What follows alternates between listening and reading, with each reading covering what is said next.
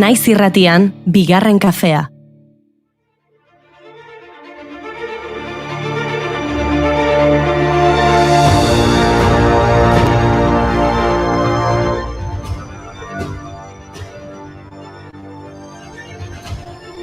Gaurko eguzkiari udaberri traz hartu nahi genion, baina iritsi da Espainiako Auzitegi Nazionala eguna izorratzera.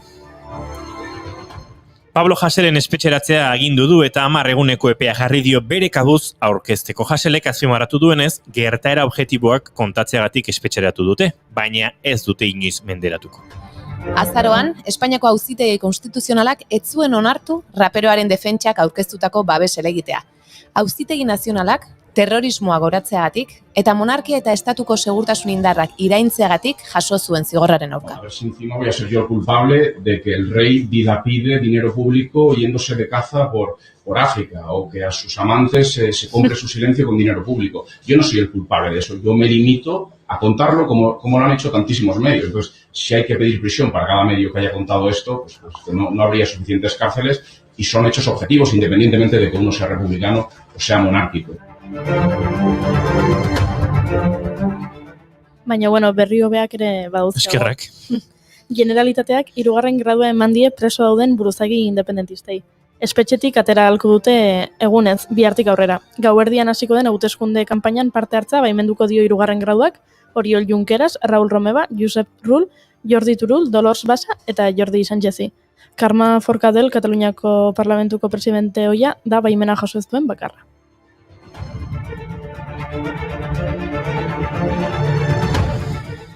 Eta eguna ondo hasteko eta berri honekin jarraitzeko eguzkia nahiko ez bagenu, ilargi betea daukagu gaur. Urteko lehen ilargi betea izango da eta otsoaren ilargia deitzen da.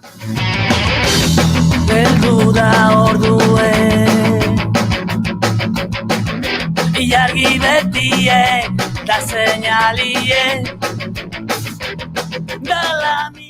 Goiori ahotsa aldatuta du Gatibuko abeslariak Alex Sarduik, ez da? Bai. Egin jo, barruko zuen ilargi betiek. Bai, lasai entzulea Robin Iniesta da Gatiburekin kantatzen Extremoduroko abeslaria. Itzari zeruen Ezin da kontatu ez Goiori. Azira zirkuen Taramien kantuen Tabenadako txien. Eta zergatik da otsoaren ilargia? Esaten dute urteko lehenengo ilargi beteak zeharo aztoratzen dituela otsoak eta bereziki luzeak izaten omen dira euren uluak, gainera otsoen hilera ere otsaiera heltzen ari gara. Lau hankakoak ez dakit, baina Wall Streeteko otsoak horiek bai zeharo aztoratuta daude.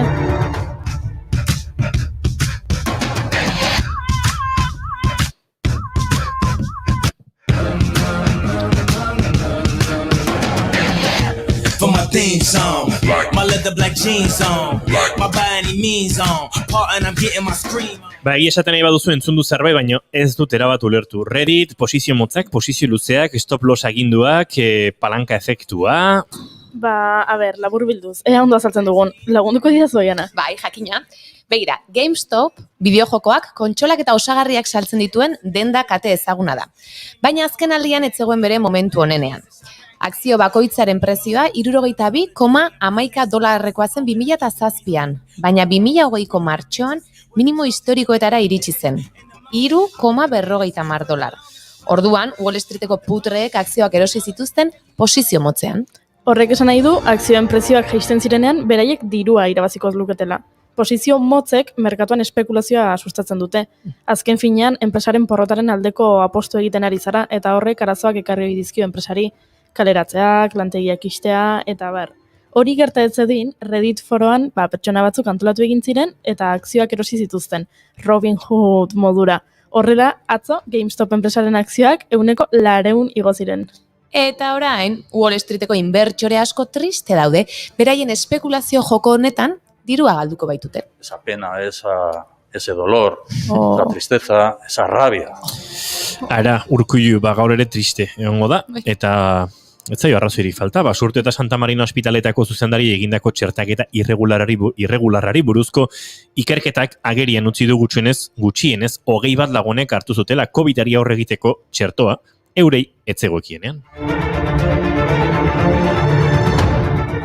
Eta gaur Gotzone Sagardui osasun sailburuak agerraldia egin du osasun batzordean eta bertan aitortu du deskoordinazioa egontzela Santa Marinako txertatze prozesuan.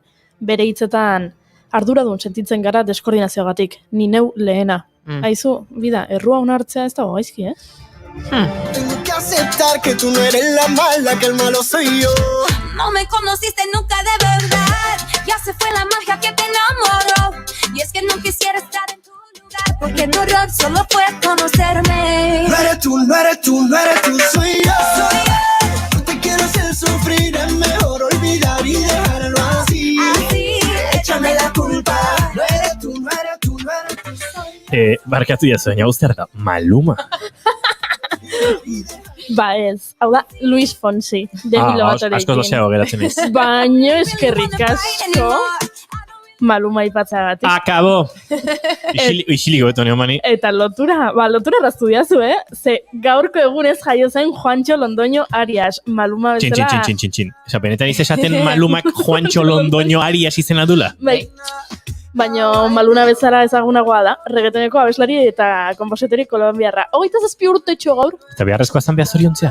Que posteas pa' que yo vea cómo te va de bien pero te haces mal porque el amor no se compra con nada. Míntele a todos tus seguidores. Baina ber, ni pixkat galduta nao, Maluma zer da, reggaetoi feministaren korrontean dagoen horietako bat?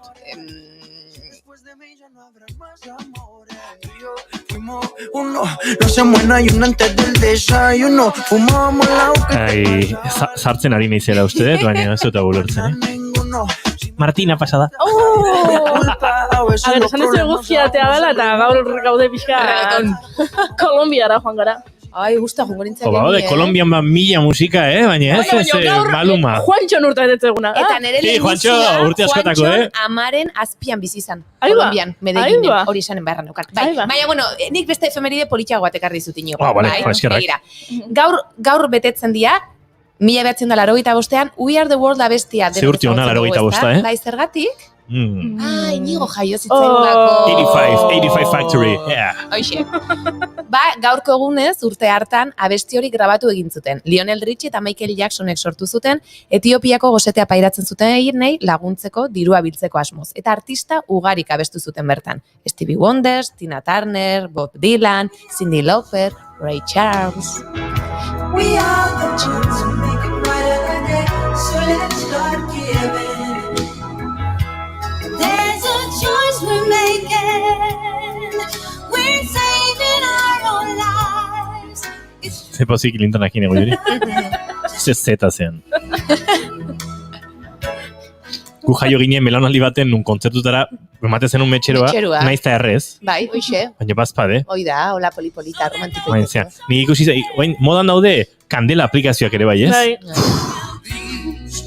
Autodestrukziora behartuta gaude. Kondenatuta.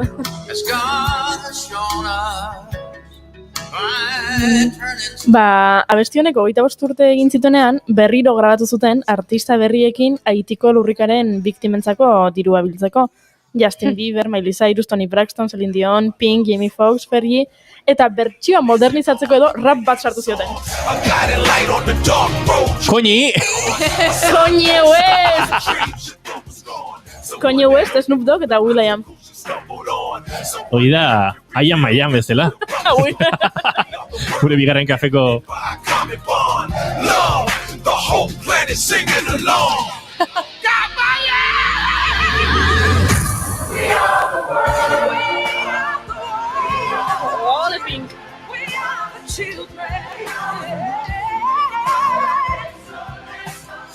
Pinkekin guai, baina ni igual lehenengoa gehiago gustatu zait. Niri ere bai, zarantzi gabe. Baikizu ze falta zaiona bestiari oianari gustatzeko? Esan. Nick Carter, Backstreet Boys! Oie baldeu. Gustatzen zitzaizkidan, bai, de gente. Gaurko egunez jaio zen Nick Carter, abeslari estatu bat barra, 1983tik Backstreet Boys taldeko kidea. Hori bai, niri Nick Carter zitzan gustatzen, niri Brian gustatzen zitzan. Eta bere poster bat neukan gero. Eta karpetan zer eraman? Ez hori. When I say I want it. A ber, June baino, zuk hau ezagutzen dezu? Bai, ezagutzen. Ez dakizu Junen orden. Laizter jakingo duzu. Can't reach to your heart when you say I want it that way. Ondo dago, abestia baino, biek tono berdin arte bat ezuela, zora garbi. Nahi zuena bat abestia. Markatu abeslari jauna. A ver? Osa guda honetzako, ez dakit letra. Ez da tortel mio bai.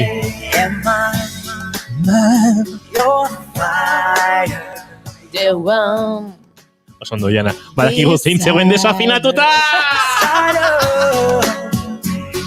it's too late.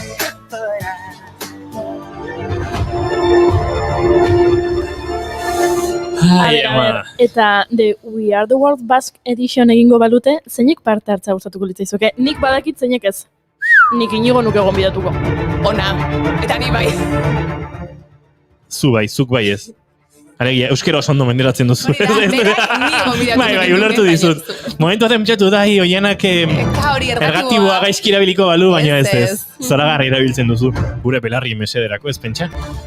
Marko Pedek esan dio, hau paziek, zuek esan diku. Arratsaldeon, animatuak zirezte.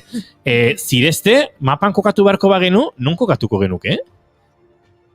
Zirezte, zaudete batuan. Zirezte, Naparro aldean igual. Bai?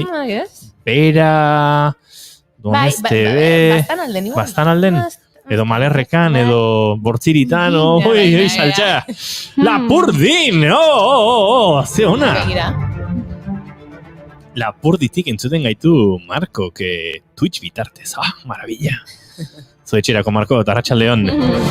Bueno, a ver, galdetu ezi We Are The World Basque Edition, adibidez, nik pixkat lotzea arren, saioarekin eta efemeridekin eta urtebetetzeak aipatzen hasi garenez. Ze lotura ona. Irati Bilbao aipatuko nuke. Gaurko egunez jaio zen Durangotar jazz abeslari eta musikaria. Gainera, 2008an bere lehen diskoak kaleratu zuen abestiari. Nik uste jazz puntu bat ematea, elitzakela gauza txarra, eta euskal jazza ere gora aipatzen dugu hemen askotan.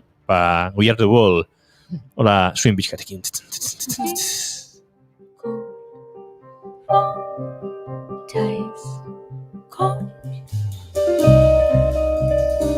Hor dago zui maia.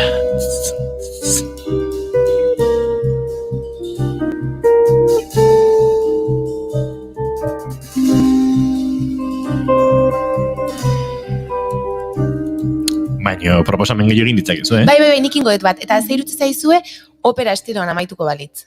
Ze potentea. Bai, ezta? Desberdina izango litzateke. Gaurko egunez jaio zen Maite Maruri. Plentzian jaiotako opera eta zarzuela abeslaria, bera mezzo sopranoa da. Bilboko kontserbatorioan hasi zituen bere ikasketak eta 17 urterekin Abaon sartu zen. Asociación Bilbaína de Amigos de la Ópera. Eta batez ere edo bere lana nunda aditua bera Rossini eta Mozarten.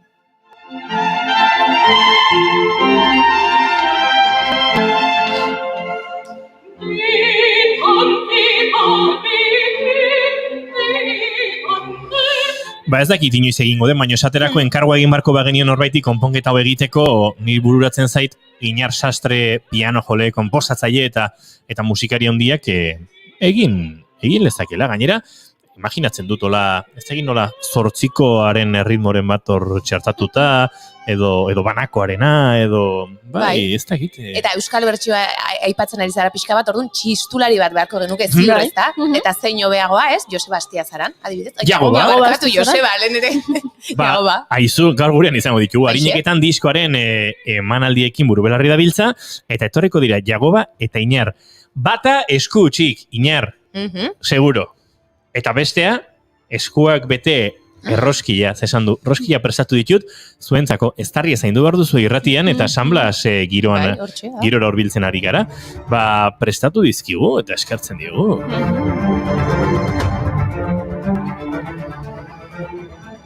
Eta Oianak astebururako artestenikoen agenda prestatu digu. Bai, eta horrez gain abortuaren legeari buruz hitz egingo dugu June Romatetekin. Zesango dizuet, saioa bete-bete dugula, eta egia da, Markok Lapurutik izan digun bezala, animatuak zirezte, bagara. Oso animatuta gaude gaur, naiz eta segituan kontatuko dizuedan, goizetik hau ez den horrela izan. Arratsaldeon urtarriak 28 ditu gaur, eta osteguna da.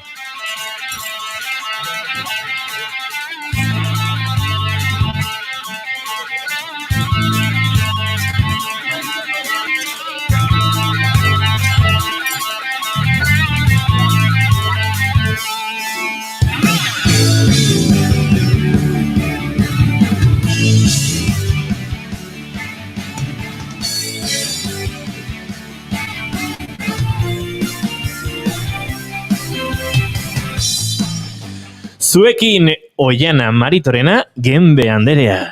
Atxaldeon. Hain eska, nik hemen kistontzea mandazu.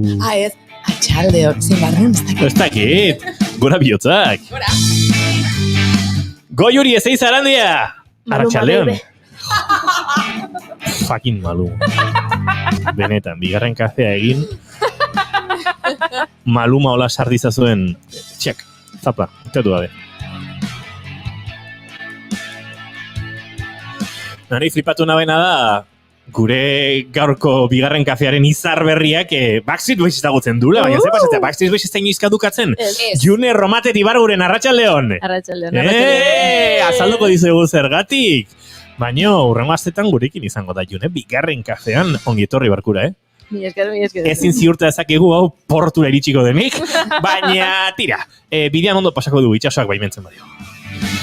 Eta izketan ari zaizuen hau, Inigo Asensio Elurbide, bigarren kafeak gaur egun da 40 ditu, urtarriak 28, arratsaldeak 4:16 minutu, erlojua gola... 4:17, 0 bat. Oraintxe izan dira 17, eta gu presuekin gozatzeko ongietorri izan da bezala, bigarren kafera.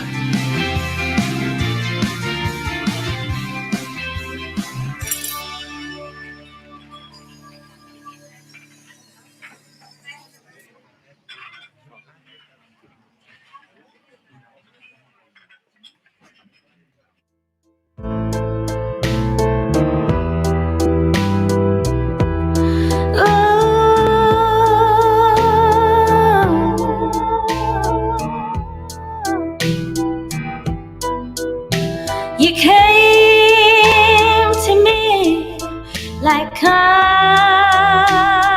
angel and saved me from tears as a stranger. Sara Zurzondierekin hasiko dugu gaurko saioa London Weather honekin gozatzen. Baina gaur ez du klima London darra, ez daukagu... belainoago izan da eta hori azaldu behar dizugu. Baina maite duten tartean murgildu behar dugu, eta oian azasiko zara, presatu alduzu, etxeromenak egin dilezu. Bueno, ez esango. Gaurrantze egin guztu ezkenen, no ez? Ikusiko dugu, hori azken momentura arteko zalantzi izango da. Bai. Nire maitu da oso simplea da. Asko gustatzen dizkit masajiak, eta hori gainera torri zait... asko gustatzen dizkit masajiak. Ui, zibilizia.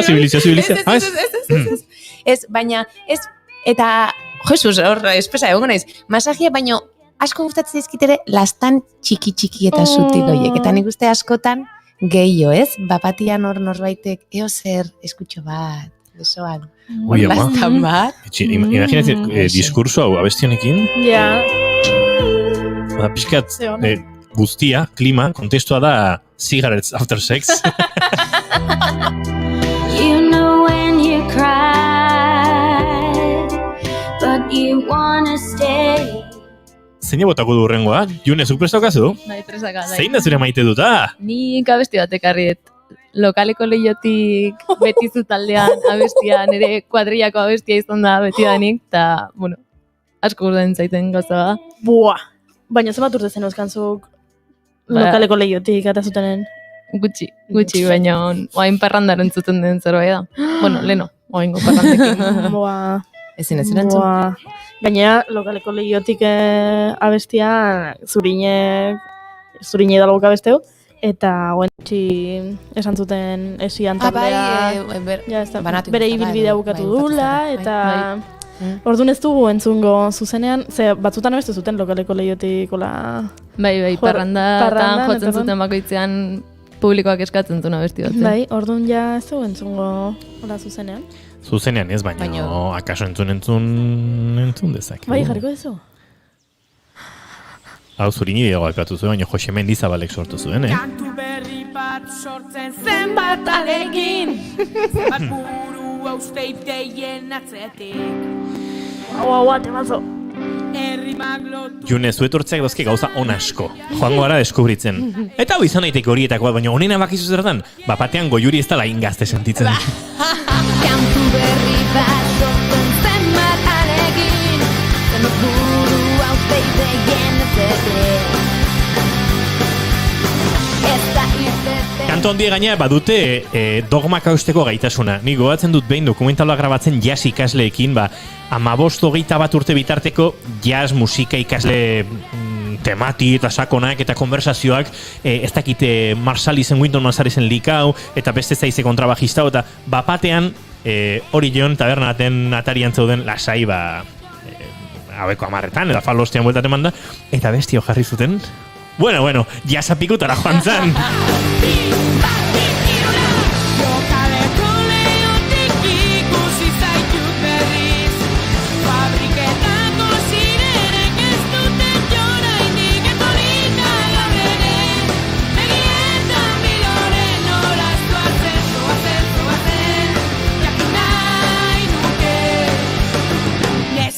Finorrek itxututa nauka. Zein da zure maite dutago, Juri? Eske... Liuratuta nago, ez, nire maite duta da txikitako argazkiak ikustea. Atzo gurasoen etxen, nire izango balitz zela. Zurea bada, Nire etxen, argazki bildumak ikusten hasi nintzen, kajoietan gauza baten bilen, eta argazki batzuk topatu nintzen, eta txikitako argazkiak, eta guain nire kuadriako dienak azaltze zian argazki horietan, baina igual argazki horietako garaietan, etzian nire kuadriakoak, batzuk bai, besteak ez, eta orduan, argazki horiek ikusten ditudan bakoitzen, norbait berria deskubritzen dut. Igual aurrekon, fijatzen nintzen, ez dakit nire lagun irati, edo nire lagun Ainoa, eta atzo ikusi nun, argazki honetan nire lagun Inigo azaltzea baita. Eta txikitako argazkiak ikustea, pila bat maite dut.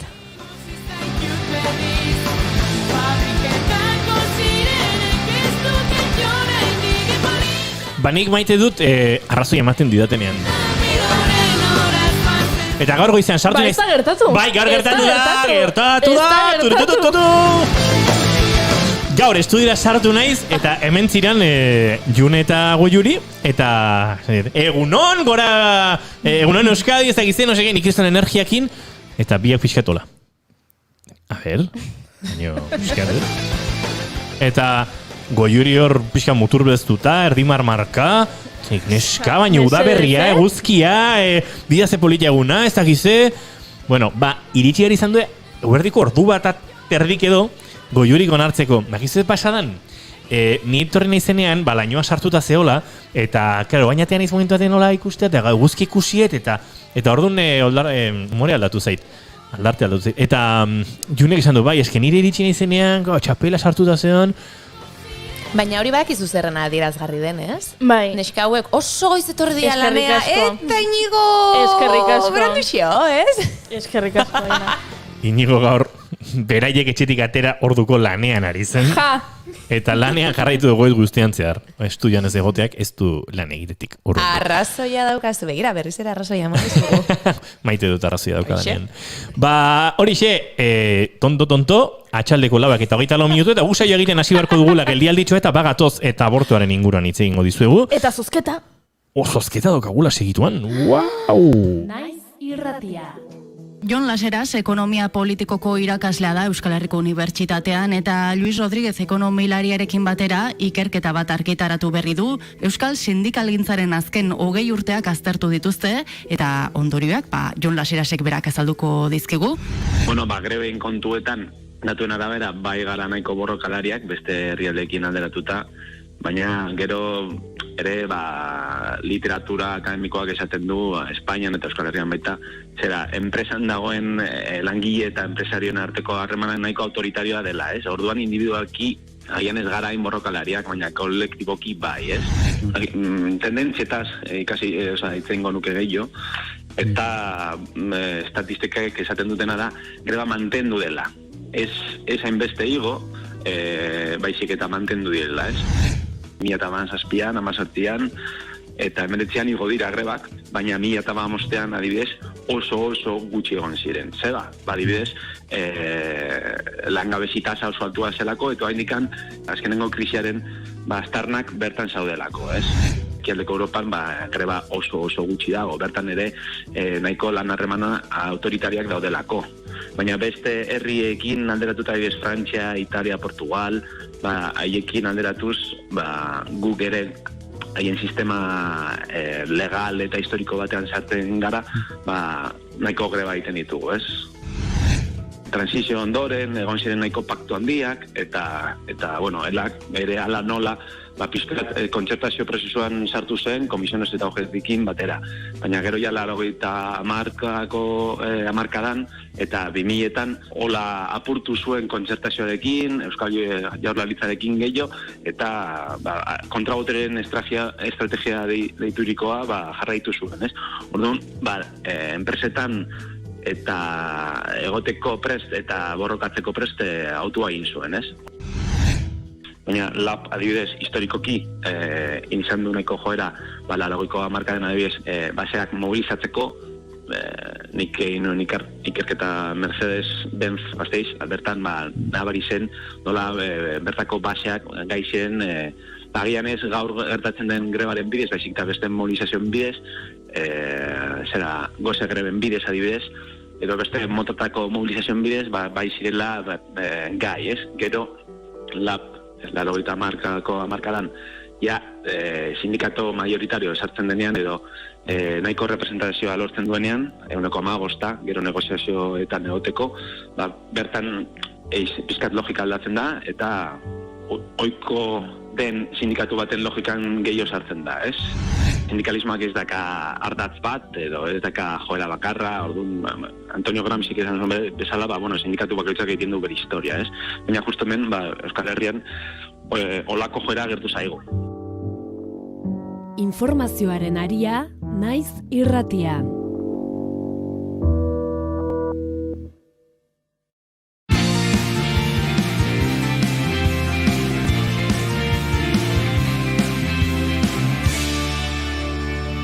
Keep calm and bigarren kafea. Gure txikitako kanta ederrenak, gaur egun entzuten ez direnak. Gure txikitako kanta ederrenak, euskera ziren gehienak. Bertan herriko tabernetan gertatzen. Juri, udaberria da, ilargi betea da?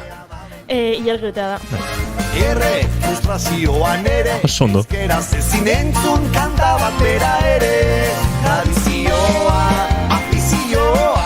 Zozketa bat dugu martxan eta zozketa xelebrea dugu martxan, beraz, adi, batez ere divertigarria delako, eta gainera gure liburu trukaketa txokoko liburu bat, zuentzat, ondo esan dugu, Juri? Gutxi gona bera. Liburu... Baina hola, Goiurik esango dizu eze telefonotara idatzi dezakezun zuen erantzunarekin. 6 zazpi bost. Feitan, tío. Urtarriak 28. Gure WhatsAppera idazteko aukera duzue 688-zazpibi-5-4 telefonoan. Eta noski, streamingaren bitartez, sare sozialen bitartez, Instagramen sartze bazarete, hortxe dozkezue azalpenak, gure storitan zeldatxoa bertan idazteko. Eta kontua zein dago, Juri? Zerari gara galdetzen? Kontua da gu hartu ginela, badaudela bi euskal celebrity, hotxa nahiko antzeko dutenak. Eta orduan, asmatzen dunantzako ze bi pertsona dian, daukagu hemen gure liburutxo bat oparitzeko. Zozketatzeko asmatzen dutenen artean, ze agian dagoeneko norbaitek asmatu du, edo agian ez, edo, Eta ostirale arte luzatuko dugu. hoi da. Bi euskal celebrity eta pista batzuk eman dizkizuegu. Esaterako biek ez dutela lan egiten edo ez ditugula ezagutzen alor berdinen aritzeagatik. Esate baterako atzo idatzi zigun norbaitek edo ez dakit noiz idatzi ziguten Maren eta Izaro. Ez, biak abeslari, musikari izaki, hauek elirateke izango. Oraintxe bertan idatzi du norbaitek. Olat Salvador eta Izaro. Esan dugu pistatan ez diela disiplina berdinakoak. Hori da. Aukera gehiago, lehengoan esan ziguten Judith Montero, saxofoi jolea, gurekin izan genuen lehengoan, eta Maialen Lujanbio. Izan litezke, biak disiplina ezberdinetakoak direlako, musika eta bertsogintza, baina, aipatu genuen, oso direla gazteak, alegia, 30 urte baino gazteagoak direla gure bi celebrityak. Izan ziteken, ze beste pisten artean esan genuen emakumezkoak direla. Hoi da. Eta pista gehiagorik ez dugu eman, ezta? Ez, gaurko pista falta da. Bota. Kanta ederrenak gaur egun entzuten ez direnak gure txikitako kanta ederrenak euskera ziren gehienak gure txikitako kanta Pista heavy bat eman dezakegu? Esaterako entzun dezakegu izketan bitako bat? Bai, Oi, superpista da. Venga, osteguna da, claro, bihar esan behar dugu irabazle. Iepa, oraindik ez, zindugu hori. Ezin dugu entzun. Pista gehiegi ematea litzateke. Entzuleak etzate entzuten nahi. Zego, norbaitek idatzi du. Twin Melody. Ez que Twin Melody, dia bikiak, dia alor berdina egiten dutela eta biak aldi beran ez autu genituen. Oso irreala, ez, denbora guztian. Oso urte berezia izan da eta arraroa zentzu guztietan orduan da. Epa! Zenbat aldiz aurkituko nuke. Entzun duzue, zatitxo bat, beraz, pista horixe bera. Hau da orain aldia eta horri heldu behar. Hortxe daukezue! Eta horri heldu behar. Baina pista oso da ona. Bai. Eta ez dugu gehiago kontatuko, baina oso da ona. Bi emakumezko, gazteak, 30 urte baino gazteagoak, disiplina ezberdinetakoak, aski ezagunak direnak, beste pista eman genuen bata azken urte betean edo oso bogan dagoena, eta bestea berriz, azken 5 urtetan olatu aparrera da biena. Ez dakiz gehiago esan. Ezin dugu gehiago esan. Horrela asmatzen ez badezu ja. Gure betiko lekuetan zabalduko ditugu besoak, besarkak gure animak ta amestuko dugu gauean, oraindik gelditzen zaiguna egunako beak baitira zurekin batera. Zozketan parte hartu eta inork asmatzen ez baduguk esango dugu eta parte hartzaile guztien artean zozketatuko dugu? Edo ez? Bai.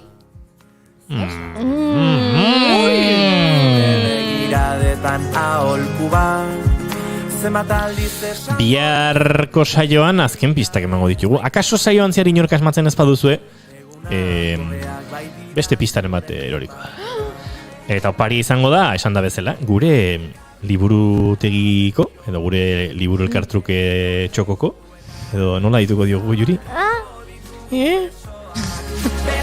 Gure liburen artean bat aukeratuko dugu, saiatuko gara egokitzen, irabazlearen izakerari, zerbait badakigu bintzat honen inguruan, edo kontatzen badiguzu ze gustoko duzuen, eta dedikazioa eta guzti bialduko dizuegu, besarka da handi batekin, bigarren kafetik. Zurekin batera.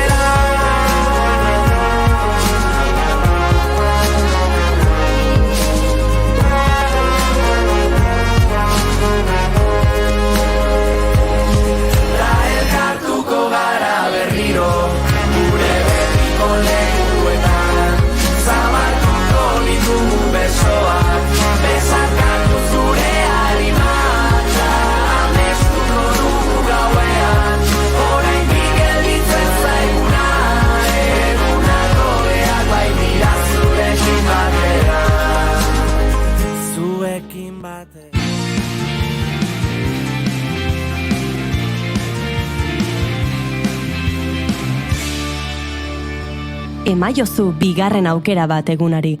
Naiz irratian, bigarren kafea. Gauza serio egotaz hitz egin behar dugu. Gaurko egunez gertatu zen zerbait aitzaki hartuta. Eta June Romatet Ibargurenek kontatuko digu.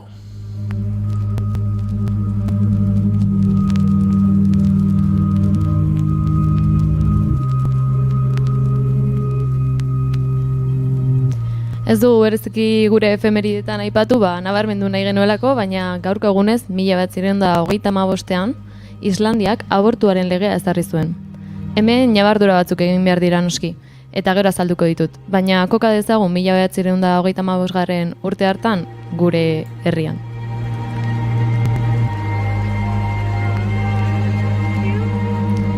Hego Euskal Herriari helduta, 1935 urtean, Espainiar estatua bigarren errepublikan zegoen. Eta naiz eta errepublikak hainbat berrikuntza ekarri zituen, emakumeen eskubideak oraindik lantzek ez zeuden. Pentsa, 2 urte besterik ez ziren pasa, emakumeek lehen aldiz bozkatu zutenetik?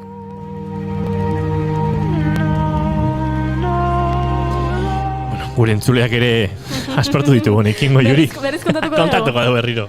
Donostin badago plaza bat, Clara Campoamor izena duna, eta jende asko ez daki, baina badago, eta Clara Campoamorren, zea? Irudia. Irudia? Irudia edo eskultura. Estatua edo monolitoa edo eta Donostiako lekurik ederrenetako batean da.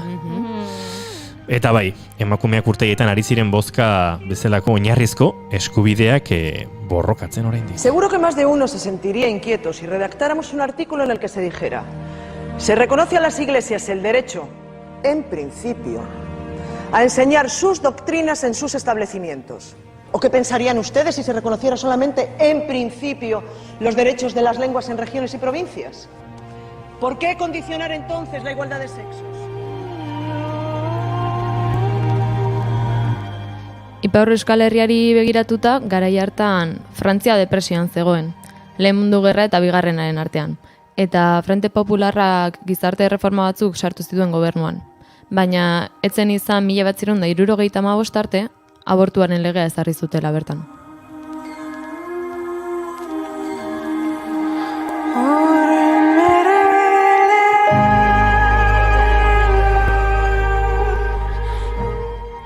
Marka batzuk aurreratu zen beraz Islandia bai, baina esan bezala ñabardurak daude lege horretan. Abortua baimendu zuten bai, baina bortxaketaren kasuan bakarrik. Beranduago Frantziarekin batera ezarri zen Islandian baldintzapeko abortua eta baldintzak ondorengoak ziren. Emakumearen osasuna arriskuan jartzea, fetuak gaixotasun larria izatea eta edo emakumea bere adinagatik edo ezintasun mentalagatik semea arduratzeko gai ez izatea.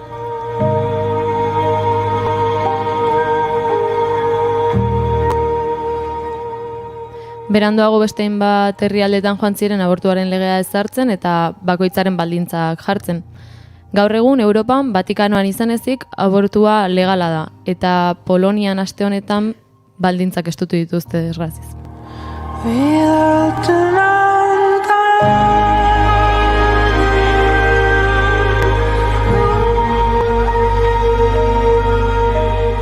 Euskal Herriaren kasuan, iparraldean Frantzian bezala, 1975 urtera arte ilegala zen, eta urte hartatik baldintzapeko abortua ezarri zuten. Baldintza horiek bi medikuk egiaztatu behar zituzten betetzen zirela onartzeko.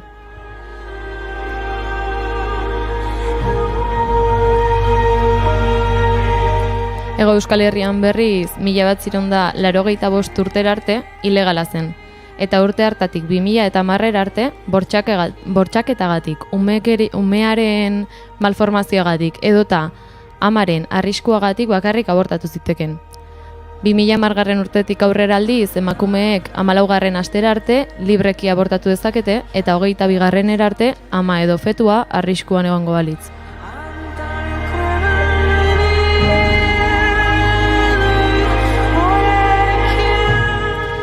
Azken hilabeteetan entzunena izan den herrialdea ordea Argentina izan da.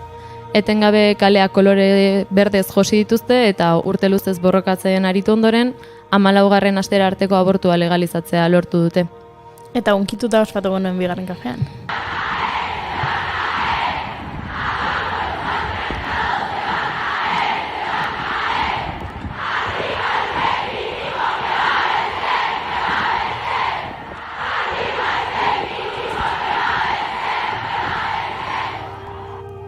Borroka orain Andeen bestaldean dago, eta Txilek herrialdea bizitzen ari den aldaketa soziopolitikoen baitan heldu dio lekukoari.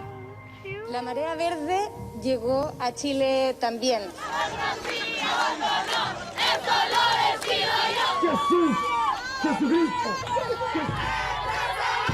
Pastor Soto que está siendo obligado a salir. Txileko kaletatik parlamentura iritsi da abortuaren deslegalizazioaren eztabaida. Con esto no estamos promoviendo que las mujeres aborten. Lo que estamos haciendo es resguardar los derechos de nosotras a decidir sobre nuestros cuerpos.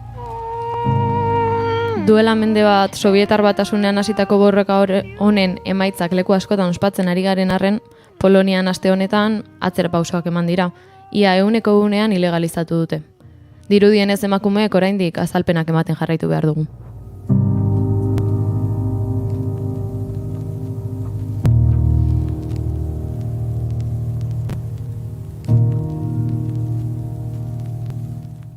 Eskerrik asko, Junior Romatet. Zuei.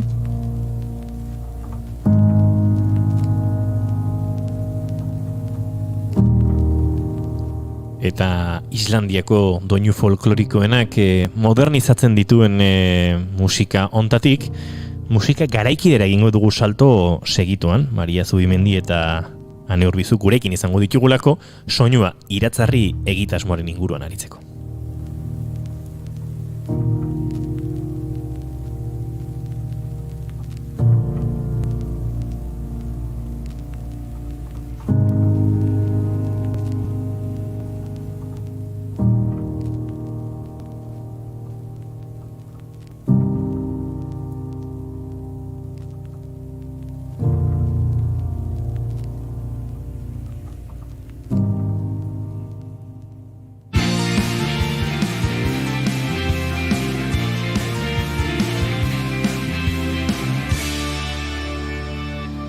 Bigarrenak ez direlako beti okerragoak, bigarren kafea.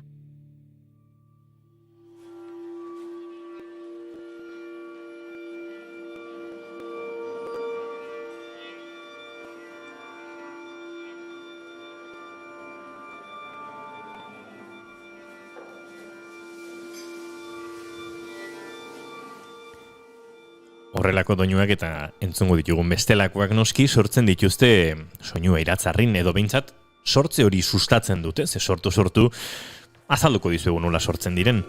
Edozein kasutan soinua iratzarri sorkuntza lantegi bat dela esan genezake. Gazteei, 9 urte inguruko gazteei zuzendutako tailerra edo sorkuntza lantegia. Formakuntza konkreturik gabeko gazteak hartu eta konposatzailearen paperan jartzen dituzte. Esan da bezala elkarlanean, jolasen bitartez, ariketen bitartez, hainbat errekurso bilatzen dituzte umeak, konposatzaile baten laguntzaz, ikastaroan zehar euren piezak sortzeko gai izateko. Eta gerora, ikusten eta entzuten ari garen ensemble moduko batek interpretatzen ditu, umeekin batera, publiko aurrean edo hala izan da pandemia iditxozozko hau iritsi zen arte, orain bestelako giroan ibiltzen dira eta. Aurten esan da bezala, bezberdina izan da, luzea, akaso gehiegi, baina tira, aritu dira, eta Juan Crisostomo Arriaga eta Fanny Mendelssohn izan dituzte erreferentziazko musikari edo konposatzaileak. Izen asko, konposatzaileak, umeak, tira, proiektua ondo azaltzeko, behareien, lantalde osatzen dutenetako bi baditugu gurekin, baina denak aipatuko ditugu. Ensemble horretan Maia Arana izaten da bibolinean, duela gutxi izan genuen saioan, Xavier Calzada izaten da flautan, hau ere saioan izan genuen, Sergio Barranco izaten da klarinetean, Gorka Saez Ibarra perkusioan eta Estiora txeloan. Ane Urbizu akordeoian, Maite Bilbao zuzendari pedagogiko bezala, Xavier Otaolea, Inigo Giner eta Mikel Iturregi kompositore bezala, eta Maria Zubimendi koordinatzaile Euskal Herriko Musika Bulego Elkarteak antolatzen duen egitasmo honetan. Eta Ane Urbizu eta Maria Zubimendi bi akordeonista dauzkagu gaur gurekin, baina dena azaldu behar dugu. Maria koordinatzaile lanetan aritzen da aurtengo proiektuan, Ane Urbizu berriz akordoia jotzen. Eta biei, ongi etorri eman bar diegu bigarren kafera. Arratsaldeon bioi eta ongi etorri. Eskerrik asko, arratsaldeon. Arratsaldeon bikote. Bueno, aipatzen eta azaltzen saiatzen ari nintzen soinua iratzarri zer den. Eta ez da erresa azaltzen, Maria, baina tira seguruzuk hobeto egingo duzula. Ze hor, tartean umeak badaude, aipatu dut formakuntzan musikal, berezirik ez duten umeak, badira konpositoreak, badira musikariak, eta bazarete beste arduratzuk hartzen dituzuen, zuzendari pedagogikoa, koordinatzailea, bueno, konta iguzu nola sortzen, nola koordinatzen den soinua iratzarri, edo nik kontatutatikotik aratago entzulea, soinua iratzarri ulertzen lagunduko duena. Bueno, pizkazuk esan desun bezala Inigo, soinua iratzarri da sorkuntza lantegi bat, Euskal Herriko eskola desberdinetan aurrera eraman dana, bai. 2008an izan genuen laugarren edizioa eta 2021an ja otsailean hasiko gea bosgarren edizioakin eta egiten dana da edizio bakoitzako hartzen dira bi konpositore abiapuntu bezala, oraingo hontan dauzkagula Juan Crisostomo de Arriaga barkatu eta Fanny Mendelssohn. Orduan aurkezten zaizkie konpositore horiek eta haien musika eskola parte hartzailetako ikaslei eta hortikan abiatuta lanketa saio batzuk eratzen edo sortzen dira non ikaslei ematen zaien aukera soinuaren bitartez esperimentatzeko, ez? Edo hausnartzeko zer da musika, nola egin dezakegu musika modu desberdinetan, nola emititu dezakegu ditzakegu soinuak, pixkat lanketa bat egiten da jokuen bitartez eta esperimentatzearen bitartez, eta gero geletatik ateratzen dian ideia horiek konpositorek papelea eramaten dituzte.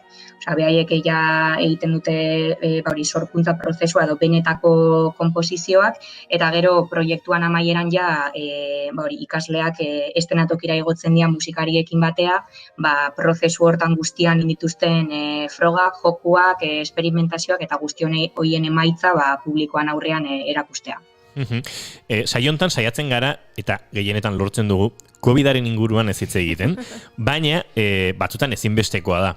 Gaixotasuna eta datuak alde batera utziko ditugu, baina zuei, pandemiak, itxialdiak, aurtengo azken soinua iratzarri hau pixka bat hankaz gora jarri dizue, Maria, askoi bezala, baina egia da, umeekin lanean, ikastetxeetan, jende asko bilatu behar denean, luzatu eta zaildu egin dela soinua iratzarri berri hau, ez da?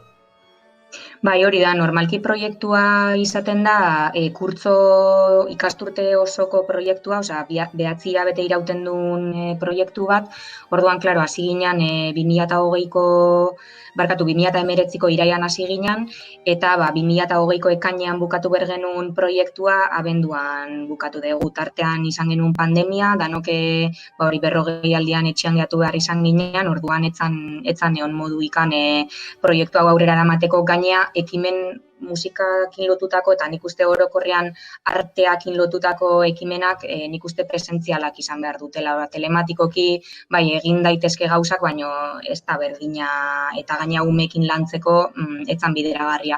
Orduan, 40 aldi hortan etenaldia izan genuen eta gero irailean ekin genion berriro proiektuan azkenengo faseai, baina aurten beste zailtasun batzuk eukituna normalian eukitze ez ditugunak.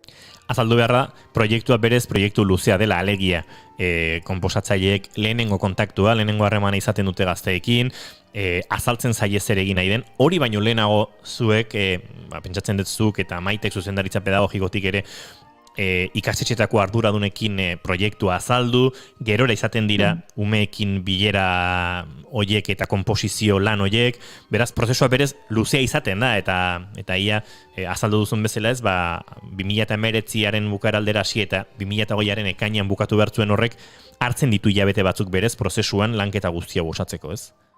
Bai, hori da, gertatu dana da, normalki, pixkate egutegia planteatuta daun modura, saioak iteia hilabetean behin, hilabete terdian behin, ja nik uste umeantzat badala nahiko tartez, normalki da ona, orduan eukidegun 3 hilabeteko etenaldi hau edo, nik uste pixkat luze jundala.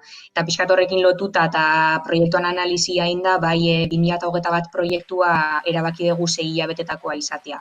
hasiko gea otsailean ingo deu proiektuan lehenengo fasea, pixkat aurrekespena eta esperimentazio fase bat ba gelekin, gero egongo da bilabeteko tarte bat konpositorek geletan ateatako ideia horiek papelera eramateko denbora izango dutena, eta gero maiatza ekainaldea ingo deu azkenengo fasea. Bueno, entzun dugu, berako ikastetxe batekin egindako lan hori, aurten izan zaret, ez? Bi ikastetxeekin elkarlanean, beste urte batzutan 3 ere izan dira, baina lortu duzue, naiz eta luzatu, naiz eta prozesua behar baino luzeagoa izan, azkenean, aurkitu dizkiozue lanketa horri egin beharrekoak, ez Maria? Bai, azkenean ikuste aukera polita dela bai eskolantzako eta bai bertako ikaslentzako horrelako ekimen baten parte hartu ahal izatea, ez? Orduan bai erabaki genuela hasitakoa bukatu inbertzala, ez? Azkenean horre prozesu luze bati hasiera emate zaio eta bukara emate espaldin baiozu, erdibide hortan edo gehatzea, ez? Orduan ez genuen nahi hori gertatzea. Bai. Hane, gerora iristen da zuen txanda, ez, konpositoreak aurrekin elkarlan horretan sortu duen hori, gauzatu egin behar da, gorpuztu egin behar da, eta hor iristen zareten zenbelean musikariak, aipatu dugu txeloa, biolina, perkusioa, flauta, klarinetea, eta akordeoia, zure kasuan, eta hori gorpuztu behar da. Eta pentsatzen etor, hasteko zuek eramaten duzuela lehenengo sorpresa, ez, lehenengo, zelanak gero ederrak dira, eta badute benetan, ez, umeekin egonda ere edertasun hori, eta bestetik umeen ez ustekoa, ez, ikusten dutenan eurek sortutako horrek, egiazko traza baduela, ez da? Bai, hori da, bai, guztiz. Eskola bakoitzak egia da nola konpositore ezberdin batekin lan indun, nabaritzen da, hori, erabili dituztela sortzeko oso metodo ezberdinak edo, ez? Adibidez, Bilbon eman zigutenean partitura, ja geneukan dena idatzia, zegoen melodia idatzia, harmonia guztiak geneukan, partitura oso bat iteko gai izan zian, eta oso lan espezifikoa intzuten. Kompositoreakin, kasu hontan Xabikin. Xabier Otaoleakin, bai. Eta, zer? Bai, Xabier Otaolea zen kasu hontan zuten. Hori da, Xabikin nintzuten. Eta, orduan, karo, partitura bialu zizkigutenean, uste 3 bat partitura eman zizkigutela, ikusi genuen, nola umek entzuten partitura bat oso kompletoa bezala, ez? Dena zuen, eta orduan guk geneukan partitura hortatik, inbehar genuen gauza bakarra zen, jo idatzia zeuna. Aldiz berako eskolakin lan intzun Inigok, Inigo Ginerrak, eta beraren kasuan etorri zitzaizkigun partiturak izan zian, justo partitura, guk ezautzen duen partitura, pentagramakin eta notakin izan beharrean, marrazkiak geneuzkan partituran, eta orduan, justo behaiekin elkartu ginenean, aurrekin, izan zela, tailer bat bezala, nun behaiek esplikatzen ziguten, zer nahi zuten partitura horien bidez transmititu, edo marrazki bat indet hemen, akordeoiantzat diala pauso batzuk. Nahiko nuke, hori entzun, abertzeita daukazun zuko ez, orduan, lan asko ite genuen, behaiek abertzer nahi zuten gure gandik, eta guk abertze proposatzen genuen, eta behaiek ematen ziguten edo oka, edo okeia, edo esaten ziguten, beste soinuren bat, edo oso interesgarria izan zen. Alde hortatik berako aurrekin izan genula oso justo gaur egun konposatzaileekin egiten den lan hori ez. Soinua bilatze deun, behaiek elkarrizketa bat, azkenen behaiek esate digute zer nahi duten, guk esate jau zer daukan, eta horrontzan hartu eman oso interesgarria. Jolasa izan zen, hauko genuna behaiekin. Azaldu behar diogu entzuleari, aipatzen ari diren konposizio guzti hauek guztiak, musika garaikidearen girotik edo egiten direla, eta kaso entzuten ari diren marrazkien bitartez musika sortze edo sugeritze hori, badagoela ez lotuagoan musika garaikidearekin, eta zuek girortan ari zareten neurrian, ohituagoak zaudetela, partitura itxi eta lotuari heldu bai, baina lausoagoak diren planteamenduei heltzen ere bai, eta baita, ez da egit, alako eredu hibridoei ez, partituran motibo bat, melodia bat badago, baina gero badaude bestelako figurak, aipatu genuen aurrekoan Kandinskiri buruz ari ginela Xabier Kaltzadarekin sinestesiaren inguruan ere aritu ginen.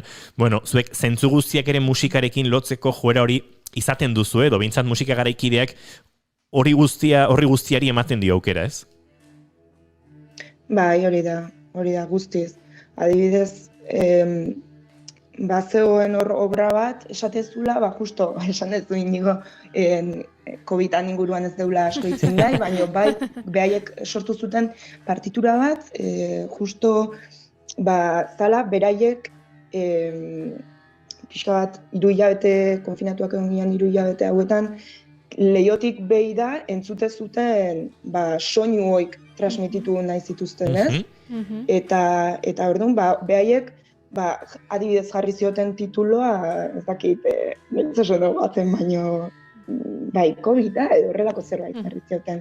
Eta orduan behaiek, marrazki bitartez eta entzutena da, instrumentu bakoitzai jarri beraiek nahi zutena, pausoak edo haizea entzuten zan, oso gauza diskretuak eta kaleko soinuak nahi zituzten.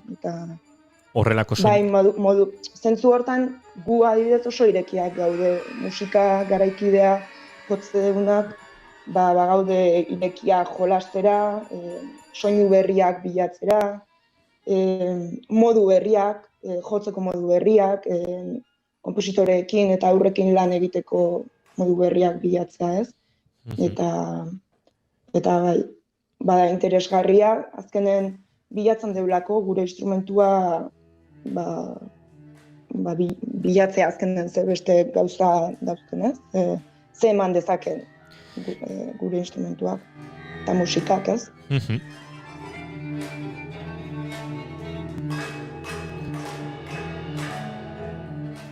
Egin dugu berara, egin dugu Bilbora, oraintxe Donostian gara, aurreko edizioetako piezak entzuten, Mikel Txamizo da okerrezpan izorre zuzendaritza lanetan ari dena, eta ikusten ditugu, umeak lapikoak eta egurrezko goiarak hartuta, ikusi ditugu umeak kantuan, ikusi izan ditugu umeak, ez dakit,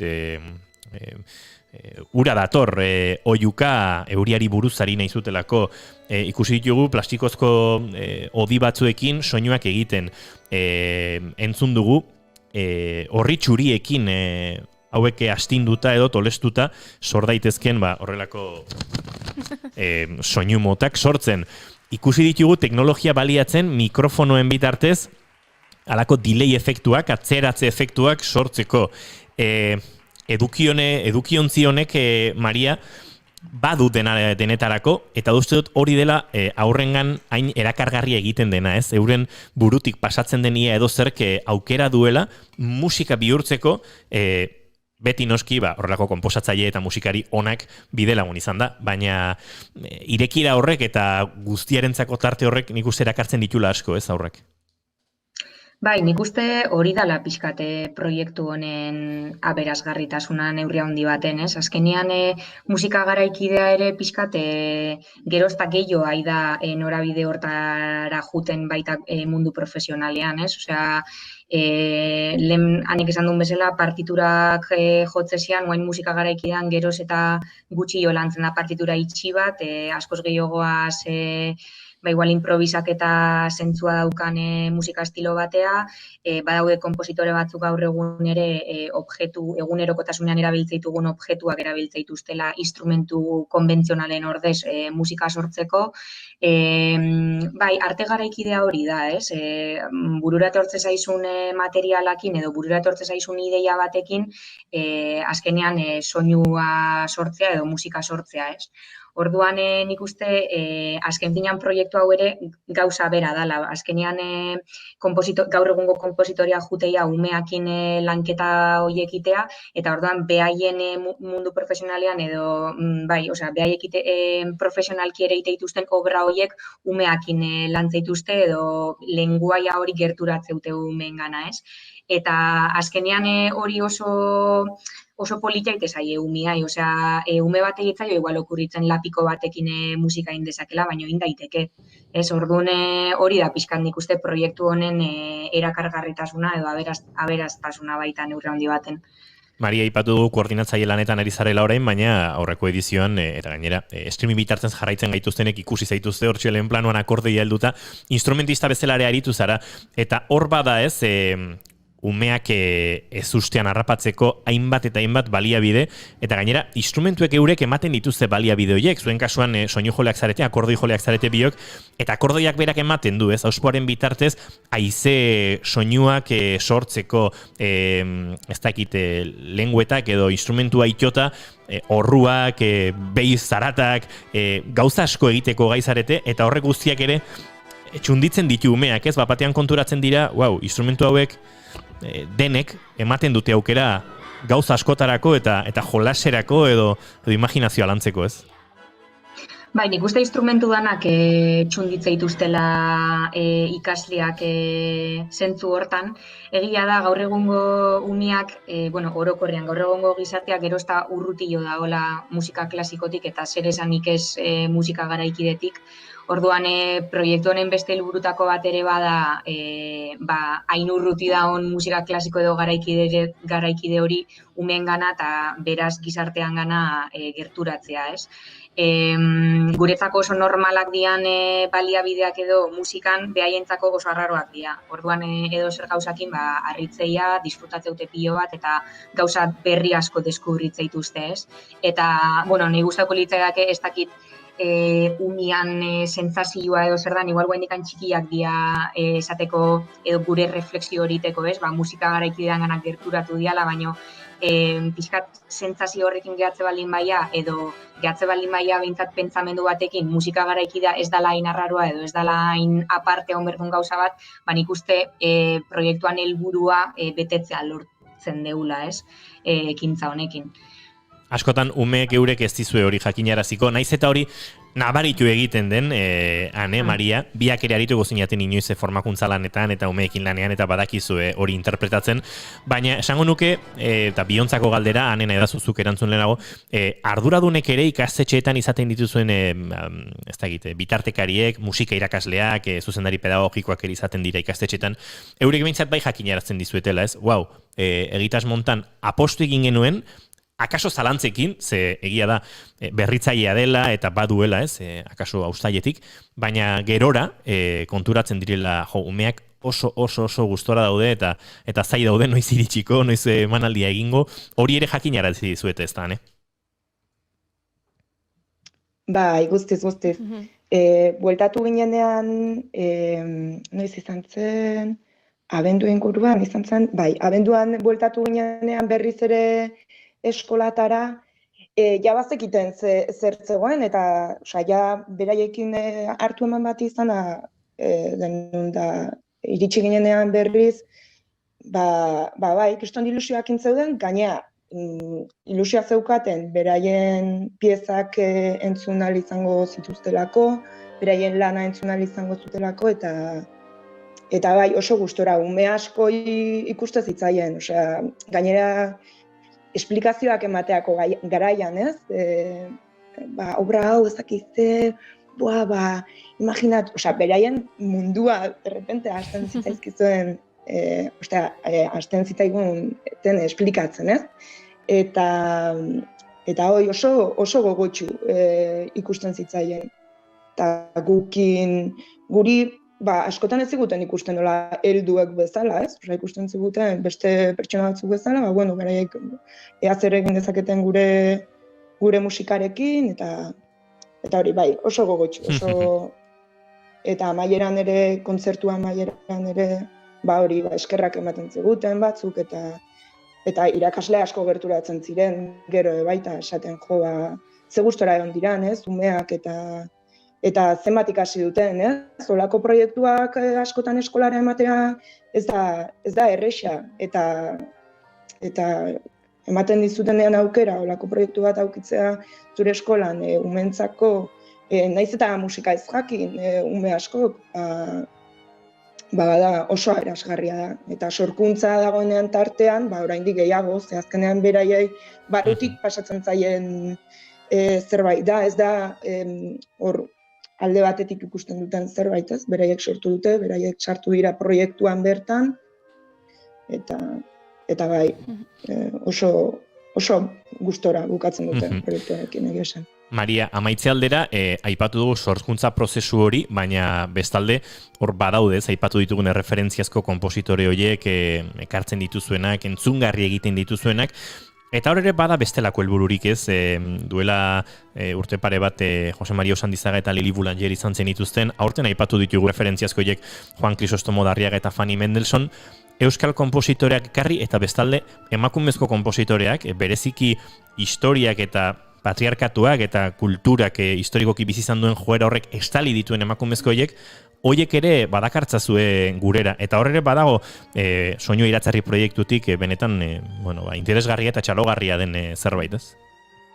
Bai, dudaikan gabe, zuk esan desuna Usandizaga edo Juan Crisostomo de Arriaga danok ezautza ditugu, danontzako dia klasikoko bi figura handi, baina adibidez Lili Boulanger jende askok seguruena ez du ezagutuko, ez? Ordune hor ikuste deu, ze gertatu dan historikoki musikaren munduan, orokorrean, emakumea ez dela egon merkatuan edo mundu laboralean sartuta beste ardura batzuk edo eman zaizkiolako, eta nik uste pixkat gizartean garapenakin eta zorionez konturatu gehala ez dela hola, emakumeak gauza asko inditzazkela, emakumeak garbitzetik aparte profesio bat izan dezakela, eta historikoki ere horrela izan dela. Naiz eta, kanon batzuk eta zeudelako, ez zala posible emakume horien lana edo gizartean erakustea, ez? Orduan, emakumeak sartzeakin lortu nahi danare hori da.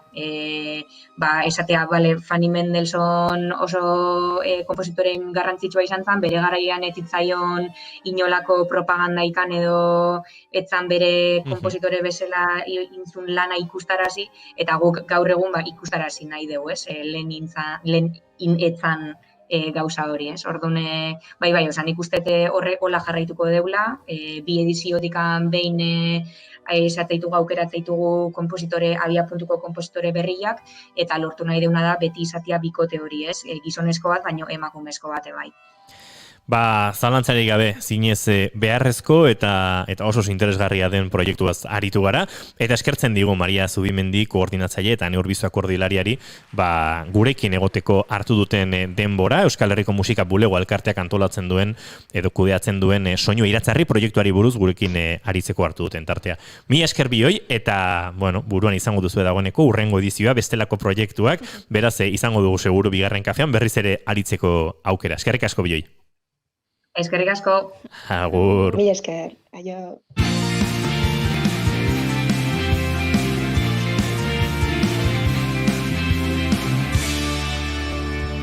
Bigarrenak ez direlako beti okerragoak.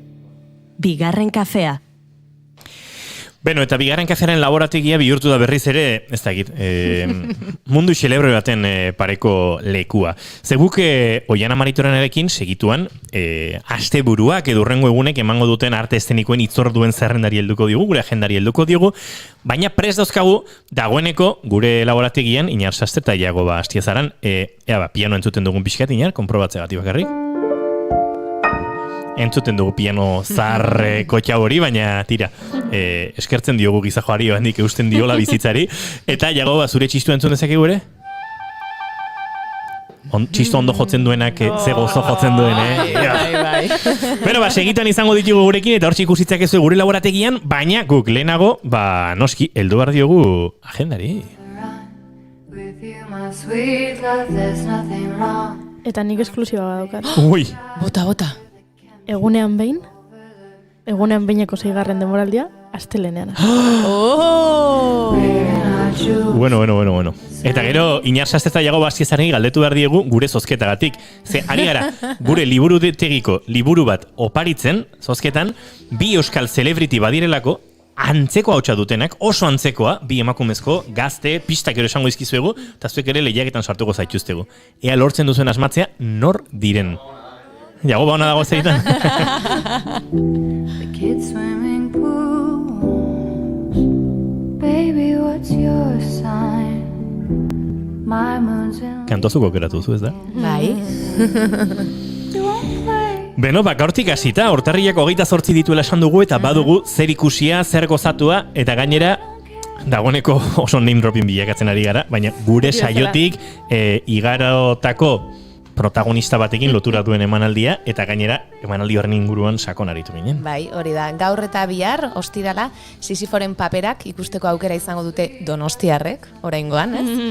Victoria Eugenian antzeztuko dutelako, eta Arkaitzkano izan genuen hemen gurean, berak gidoia egin du, Fernando Bernuesek zuzendu du, eta obra honek egunkariaren auziaren inguruan hausnarketa eta lana egin dute honen inguruan, eta txaldeko 7 izango da, eta larunbatean gaztelerako bertsioa ere ikusteko aukera izango dute bertaratzen direnek.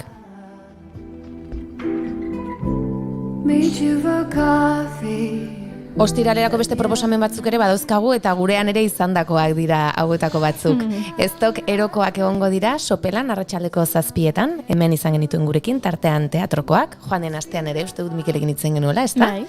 Errimak bi oinetan ikusteko aukera izango dute zarauztarrek, arratsaldeko 7etan bertan, modelo, eta lan hau da Atik dantza konpainiak egindako lan bat, bertso ariketa eta jokoak dantzara eramaten dituzte, eta horrela sormenezko lurralde berriak edo esploratzen ditu konpainia honek. Eta oraingoan bertsolaritzaren soinua mugimendu garaikide bihurtuko dute. Azkenaldian horrelako lan ezberdinak ikusten ditugu, ezta? Bertsoalaritza eta dantza uztartzen dutenak, eta bueno, honek ere bere ekarpena egiten dio arlori. Harrapatu nazu da, despidan. Ostiralerako beste proposamen batzuk, Porno versus Afrodita edo I Love Gorka Urbizu arratsaldeko 7etan Basaurin, Futbolistok Bakion arratsaldeko 6etan, Gu Primer Bergaran 7etan, eta Birritan Bortxatua arratsaldeko 7etan. 3. aldiz. 16. aidan, ez? Bai. Ez da zenbat bider bertan bere utzi bar izan duten, emanaldi hau, COVID-aren inguruan, gertuko kutsaturen batzerako eta horrelako egorengatik. Uste 3. edo 4. Birritan Bortxatuaren protagonistak ere izan genituen gurekin. Bai. Ni joan dena ostiralean ikusteko aukera izan. Bai? Eta larun baterako bazegoen ikuskizun bat Tomiriz uste dut, baina bertan bera gelditu da. Beraz hori ez du aipatuko, baina beste proposamen batzu, bai, konpromisoa egingo dute Txalo Produkzioak ekoek Zumaian arratsaldeko 7etan, larun batean eta igandean ere Bilabonan izango dira ordu berean arratsaldeko 7etan. Lusersen izango ditu Gaitziber Garmendia eta Jon Plazaola Bergan arratsaldeko 7etan, eta Amerikanak Getxon gazteleraz izango da arratsaldeko 7etan, baina euskarazko bertsioen inguruan arituko gara. Hau Tantxakarena izango da.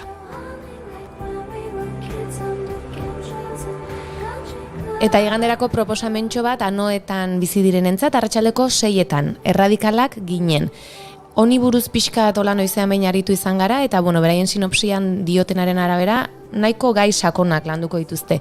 Neska gazte promesa etiketari buruz, zahartzeaz, gorputzaren aldaketez, sexualitateaz, merkatu patriarkalaz, intersekzionalitateaz, beldurrez, violentziaz, eta zeharkatzen gaituzten beste hainbat gairi buruz kantatu eta arituko dira Anela Baka bertsolaria eta Beatriz Egizabal antzerkilaria. Hemen ere ikusten dugu bertsolaritza eta antzerkiare hortxe, elkarrekin, eskutik. I can't say sun in my Leo is moon. Eta esan da bezala, laizter gurekin izango ditugula Arikneketaneko protagonistak. Oian azkenean dantzatu behar duzu? Ikusiko dugu. Ui!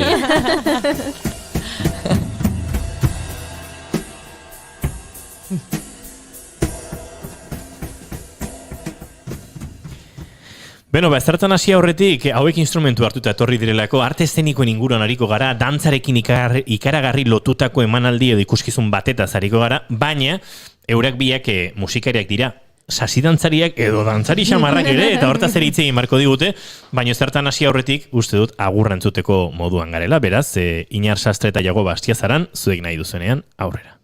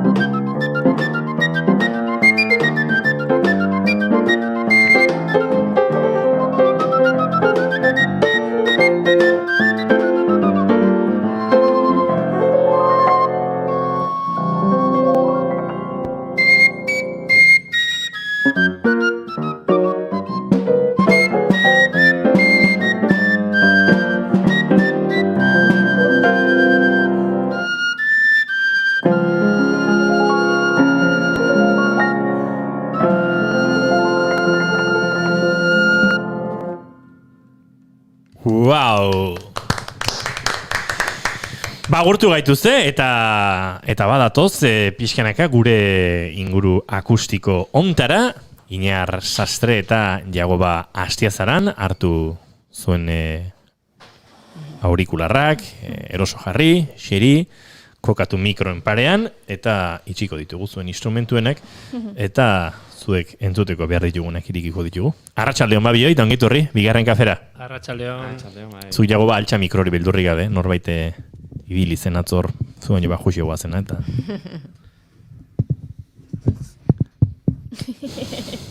Ez da txikilla mutila. Musikaria baino, iki altxa zabizka dinar. Bi mutilak ere handi xamarrak eturez ezkigu garkoan. Bueno, aurkeztu beharko ditugu biak alabiak, oiana, eta uste dute aurkezten Iñar izango dela gure abia puntua.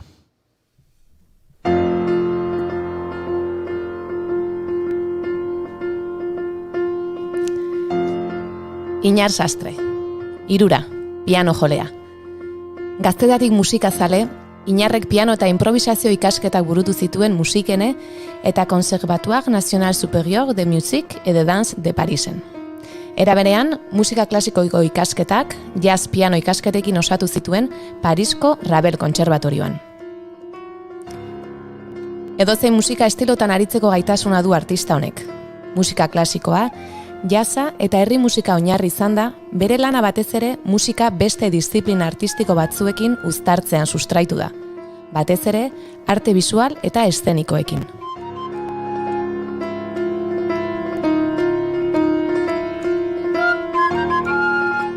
Aniztasun horren erakusgarri dira jadanik kaleratuak dituen 7 diskak. Euskal musika tradizionaletik hasi eta pop musika internazionaleraino. Musika garaikide eta klasikotik pasata. Eta oraintxe bertan azkeneko aurkeztu du. Vision Fugitive, Improvisations After Prokofiev.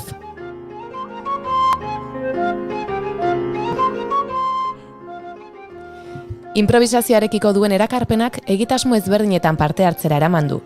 Jazz About the Limpro saioan, Sara Sastre emanaldian, Sarasate beraren pianoa joz, pelikula mutuak musikatuz, Cinematek Frances edota Fondation Fade zinemetan edota bigarren kafeko gure txokoan, gurean izan baitzen Lumière anaien filma musikatzen.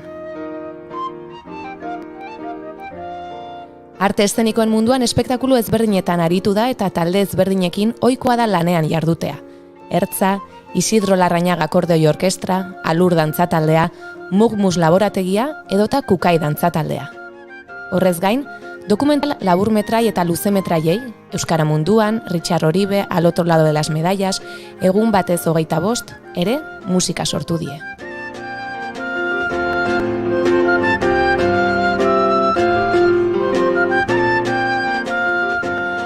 Jago Bastiazaran, zestoa, txistularia.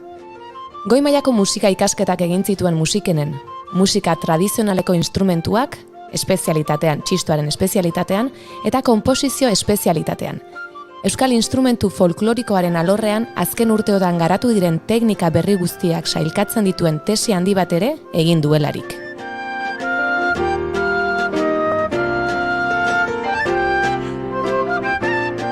...2008tik Donostiako udaleko txistulari bandako partaide da, baita musika eta dantza eskolako irakasle ere.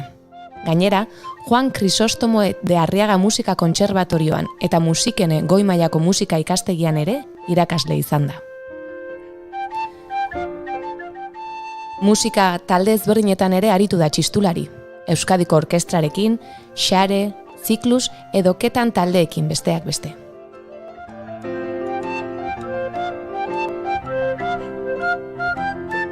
Musikagile gisa hainbat sari irabazi ditu. Durango hiria konposizio lehiaketan 3. saria eskuratu zuen, bitan.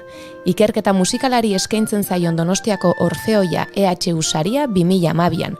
Donostia 2013, bigarren mendeurreneko musikalana lehiaketako lehen saria jaso zuen. Ta gainera, Fiden Music Nutrir la Musika konposizio lehiaketa internazionalean finalista aukeratua izan zen. 2015an Milanen ospatu zen Expo 2015an parte hartuz. Txistulari izateaz gain musikagile ere bada eta bere sortzelanak hainbat taldek interpretatu dituzte. Hala nola, Bilboko Orkestra Sinfonikoak, Euskadiko Orkestra Sinfonikoak, Diotima Laukoteak, Ensemble Recherchek eta beste hainbatek. Lan hauek guztiak bere beste pasioetako batekin ere uztartzen ditu, bidaiak, eta uste du sukaldaritza ere pasioen artean duela. Azken aldian Iñar eta Jagoba atera berri duten Arineketan diskoaren emanaldiekin buru belarri dabiltza, eta gaur ere ikusi duzen bezala, hementxe ditugu solasaldi goxo bat egiteko. Ongi etorri bigarren kafeko kafe utxera, Iñar Sastre eta Jagoba Astiazaran. Eskerrik asko jena. Mila esker. Ongi etorri babioi, nik beti izaten dut tarte honetan, lehenengo galdera nik egiten dudala, azaleko xamarra eta ondoren oianak heltzen diola, baina egin behar dut, tarte honek kafe utxe izena du, saio honek bigarren kafea, eta arte eszenikoen protagonistoi galdetzen dizuegu, ea kafezaleak zareten, ala ez, inongo kompromisorik gabe. Ni kafezalea eta adikzio puntu batek. Zu gutarra. Eta zuiner? Ba, ni pixka programaz kanpo sentitzen. Bai, ez? Bai, normalean tea eskatzen dut, ondo geratzeko.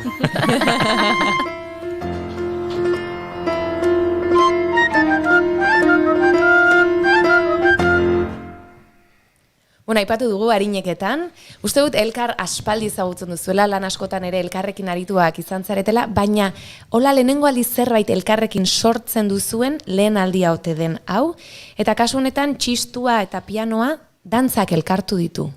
Nola izan da hori guztia? Bai, sortu, behin baina goiokotan egin dugu, baina inoiz ez gure instrumentuekin. Hor dago, bai, nire instrumentu printzipala txistua da, Inarrena pianoa, eta sortzen ibili geanean, normalean alderantzizko bidean ibili gea. Eta Arineketan izan da gure lehen proiektua bakoitza bere lekuan.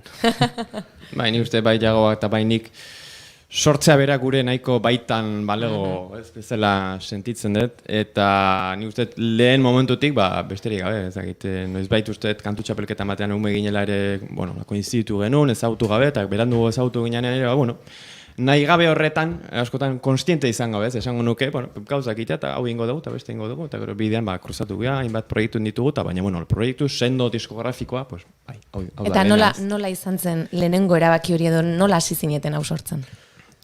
Ba, hain justu izan zen, hori zerbait egin behar dugu elkarrekin, baina ez genekin zer.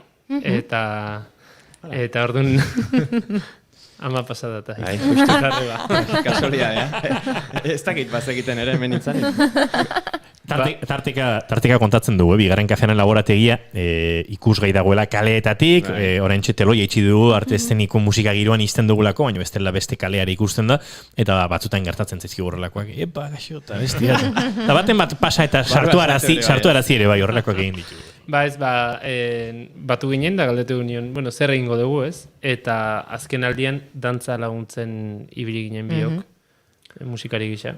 Bai, koinzitu izan dugu, ni uste eskuartean manekala horre ere, bueno, zerbaiterako gogoa, asmoa, eta Jagoarekin ontsa ez naiz prezisoki gogoratzen, baina bai, zerbait abia puntu bat edo gauza asko egin genitzake, baina bilatu behar genuen zertzan benetan amankomunean geruna, ez, nondik abiatuko ginen, eta nik uste dut, bueno, besteak beste hori, Donostiako txistulari bandako zuzendariak ere bota zigun, hola ideia bat. Bai, Juan Ignacio Iztuetaren urteurrena zen, bai, baina pasatzen ura. Bai, baina ideia abiatu zenan, 2017an edo zan, pixka bat, arek esan zigun, bazala 250 urte, Juan Ignacio Iztueta, bueno, folklorista, batez ere Gipuzkoako dantzak bildu zituen folklorista arek, eta historiadorarek, bueno, merezi zuen horri zehoiek landua bazituen, lehen ere txistulari aldizkarian, Ansorena berak, eta, bueno, nahiko abia puntu interesante eruditu zaigun, da hor bai ikusi ginen, bueno, pues, elkarra hartzen genuela, ez, gai hortan, eta bazela material zahar bat, eta nik uste bai biok ere, bueno, nola baita esateko, Gipuzkoa sakonegok izan da, eta musika tradizionalekin izan dugun harremana izan da, eta dantzarekin ere bai, eta, bueno, hor bat zegoela zerbait egiteko moduko, bueno, material bat, eta nik uste hori izan zala abiapuntu nagusia. Gero Jagoak esan duen bezala, bueno, hori pixka bat dilatatu zen, ez? Demoran pixka luzatu zen, eta gure kaxara moldatu genuen, baina, bueno, material konkretu batzuk hor jarraitzen dute, zeinak moldatuak izan diran, hori izan gure asmoa, ez? Material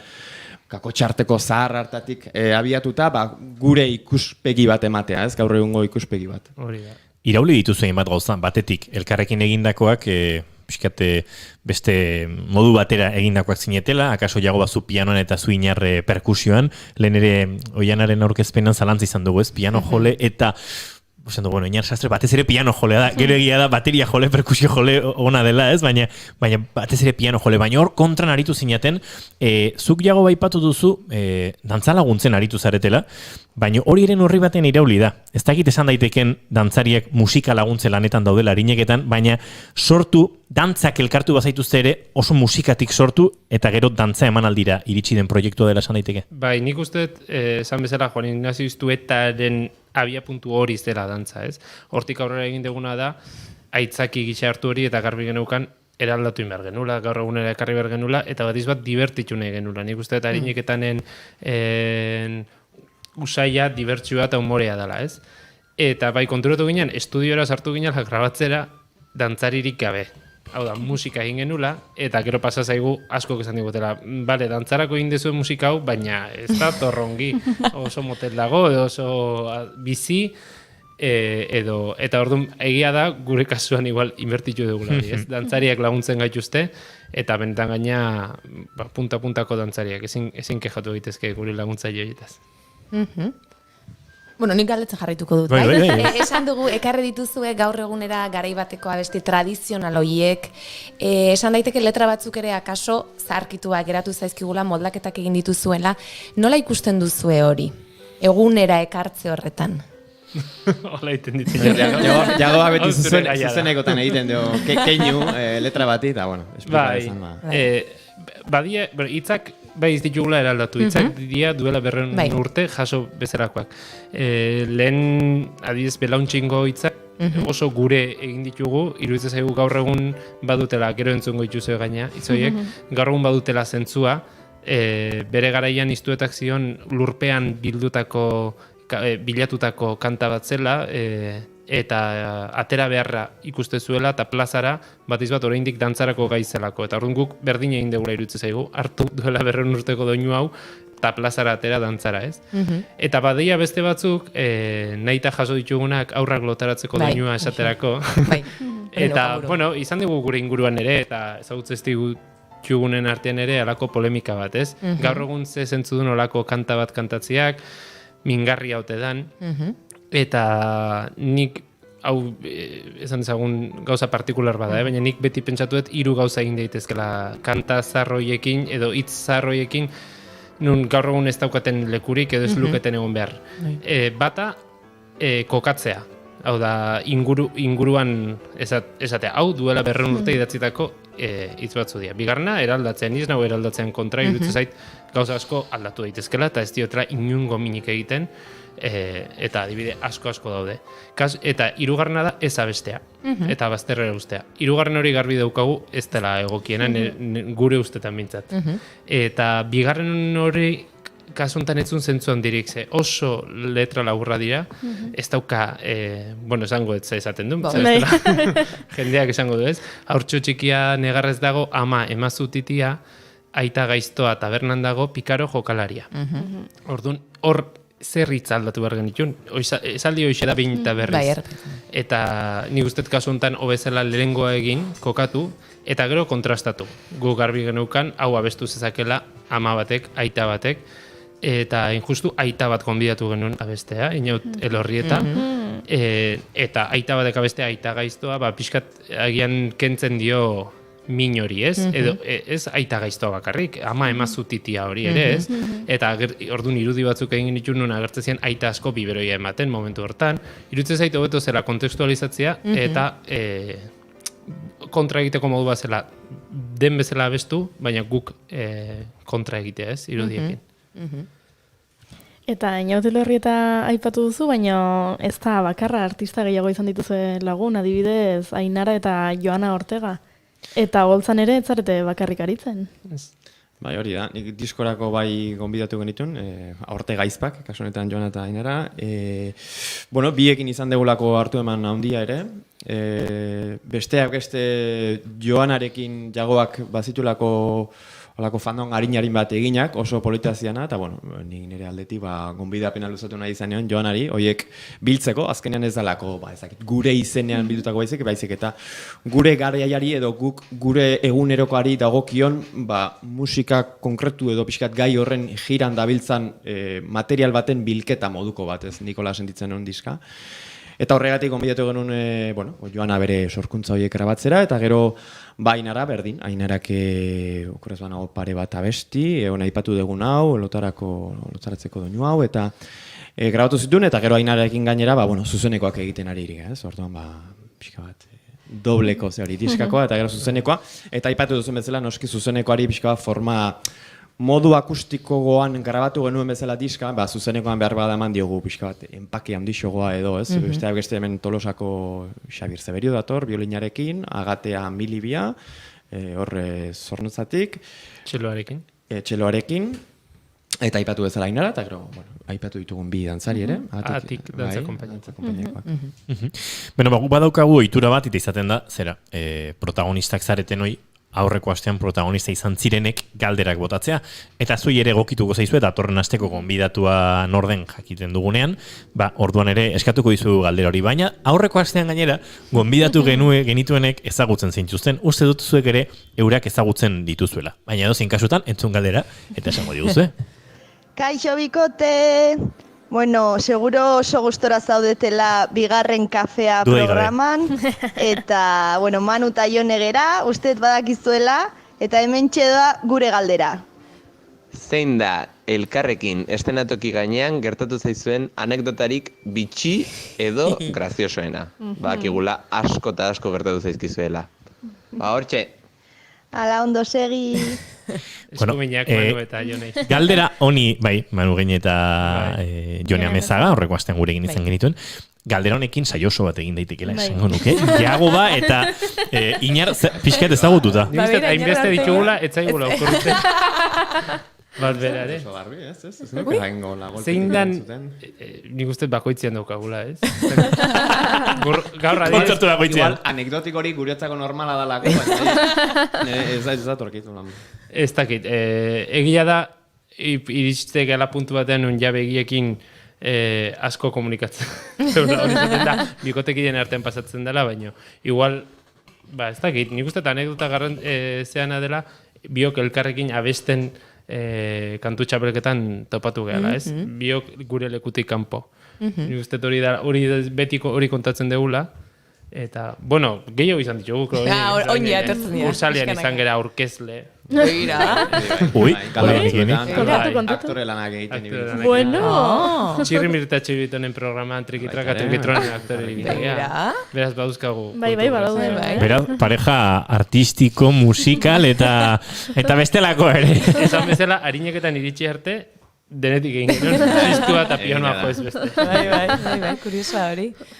Ez dakit Iñar, nik askotan ikusi zaitut, azken, Asier Zabaletaren azken ikuskizunetan, azkenekoan zeharren gainera uste zure presentzia oso arrantzitsua dela ikuskizun horretan, dantza garaikidean murgildu zinen lehen aldia izan zen Asierrekin izandako kontaktu hori hola ikuskizunen munduan? Ez nuke esango karrera bukatuta berehala, musikineko ikasketa bukatuta berehala, hasi nintzen gehi igual performantzaren munduan, baina Jon Munduaterekin eta Mugatxoan, eta horri biligina, eta arekin bai biligina nahiko Europan zehar, eta bai oso berritzaile, oso konzeptuala edo bintzat oso ezberdina. Piskata Xierrek bai badara igual dantza garaikide terreno eta gero historia bat, edo badu alako kontapen bat, eta lehenengo ebilintzan proiektu hartan oso modu askeagoan elementuak oso modu askean zeuden, eta behar da ura izan zen. Gero beranduago bai, igual Xierrekin, baina, tokatu izan zaizkit bai, esperientziak. Gero modu solidoenen eta gehien, seguraski bai, nik uste eta Xierrekin, gero egoen Mugmusen, ez, Jonerekin. Laborategiakin ere bagabiltza, justu ere, Jonerekin. Baina, bai, behar bada luzen denboran, Xierrekin izango da bai. Eta Jagoba, zuretza zer da Donostiako txistu banda? Ikusi dugu ardatz izan dela eta zure bizitzan ez hor dago, zer da guzti hori zuretzat? Bai, nik uste sorte handi bat izan nula, txistu ikasketak hasi nitunean, ordun gaina kontzertoien elkarrekin genbiltzan, eta ez nun nik inondik inora esperoko txistuaz bizi zitekenik ere, ez? Baina garbi neukan ura zela ikasi nahi nuena, eta ara joan nintzen, eta ordun ikarrezko sorte izan nun, tokatu zitzaidarako karrera amaitu, eta ordun txeudara hartan bertan alako ordezkapen bat, justu jubilazio bat tokatu zena, eta pare-parean tokatu zitzaidan. Ordun, Esan dezagun izan dela besaulki bat, nun asko ikasi dudan, 12 urteia bertan, eta oso gazterik sartu nintzenez, ni uste ahalbidetu didala aurrera egitea, beste konposizio ikasketetan, beste hainbat kontutan, alako koltsoi horrekin, ez izan dezagun alako soporte horrekin, orduan niretzako oso garrantzitsua da. Banda nere oso nere sentitzen. Gure etorri zait, aipatzen eginean diska hontan gure elementutan, gure instrumento ofizialetan gaudela, baina bada aldi bat gure instrumentuan egon ginen atean justura aipatu duzun momentu hori izan da. Gogoratzen zego posaketak egin zen dutenean. Egia da. Inarrek Txistu laguntzen, dantza laguntzen, da ben txistu laguntzen. Egia, ustet izango da larineketan baino lehen aldia eta bakarra. Igual nik pianoa jodetena jaguarekin. Gaza esango izuet, orduan gozatzeko aukera ondirik etzen duten izango ez patak eta ez besteak, oiek ez dira gozatzekoak izaten, eta harineketan berriz beraz, harineketanen elkartu zaretela txistu eta pianoa dagokizuena helduta, guk entzun nahi zaituztegu, bigarren saio egiten, hori bai konta iguzue, agurra jo duzue, eta entzungo dugun urrena zein izango da. Bi doinun aztuko ditugu, azkar beharrez, nahi dugulako diska erakutsi. Batetik, Inarrek sorturiko fandango dotore bat, hemen Tolosa ingururako egokia uzturre, eta jarraian lehen aipatu dugun belauntxingo hau, lurpetik ateratako doinu hau. Badoaz beraz, zeuren tokietara, jago Astiazaran eta Inar Sastre, eta segituan entzungo ditugu. Inar Sastre pianoan, jago Astiazaran txistuan, dagozkien instrumentuekin ikustea gauza ona izaten da, eta? Maiaz pianoinak dantzan ditu oianak, Kableak mugitzen ari dira. Bai, ez dakit, hau izango da unea oiana edo oraindik ez. Ez dakigu, gertatuko da oiana kaso altxako da batean eta dantzan hasiko da. Nahi duzuenean Inar eta jago ba.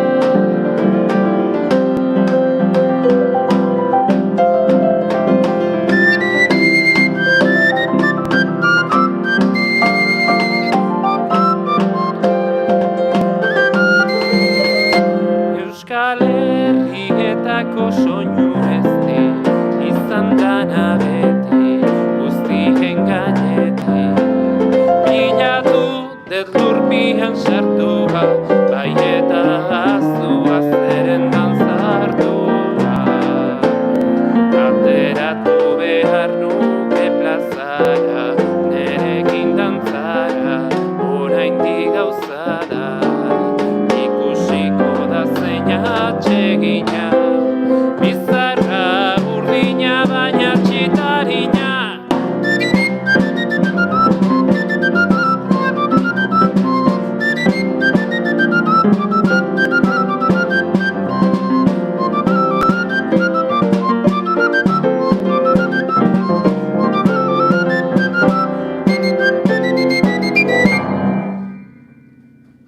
Wow!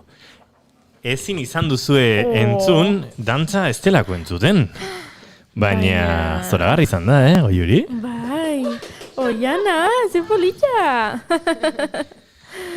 Beno, badatoz gurera berriro Jagoba eta Iñar, eta hortxe, belauntxingoaren tarte hortan, iritsi da Oiana, dantza improvisaketa egitera. Barkatu Jagoba, mikroak ez dizkizuet oraindik. Iriki, hemen lanak pilatzen zaizkite. Nik den galdetu behar nien, ea dantzatzeko gogua edo pizten zuen, eta konprobatu dut, baiet. Eskerrik asko, Oiana oso polit. Nik erdia ikusi dut. Nik erreflejotik ikusten. Baina gero bideoa ikusiko dugu. Nik Iñarre bezala improvisaketa egin dut. Pianoa zarra baino brillo pixka baduka Iñarro oraindik ez. Baten pasatzen dio. Bueno, grabatu dugu eta... Ikusiko duzu gero. Moztu daiteke hor nola baita ere zuze. Jarraitu ingo galetzen, igual arnaz iztuka galitu nahiz pixka. Bestera gu galetuko dugu, Zuria, Oiana. Jagoba, ikusi dut, Iñarrek zuri buruz hau esan du. Edo zein erronkari aurre egiteko prest izaten zarela beti. Hola da, eta zein da zure urrengo erronka. Ui, bai, saltxero gutxa naiz. Bai, eta gaina galdetzen didanak edo tentatzen nauenak badaki. Eta badaki ez ezatia kostatzen zaidala, eta hor nabil terapian. Ez, egunera baina kostatzen zait. Zaila da. Bai, saltxeroa banaiz.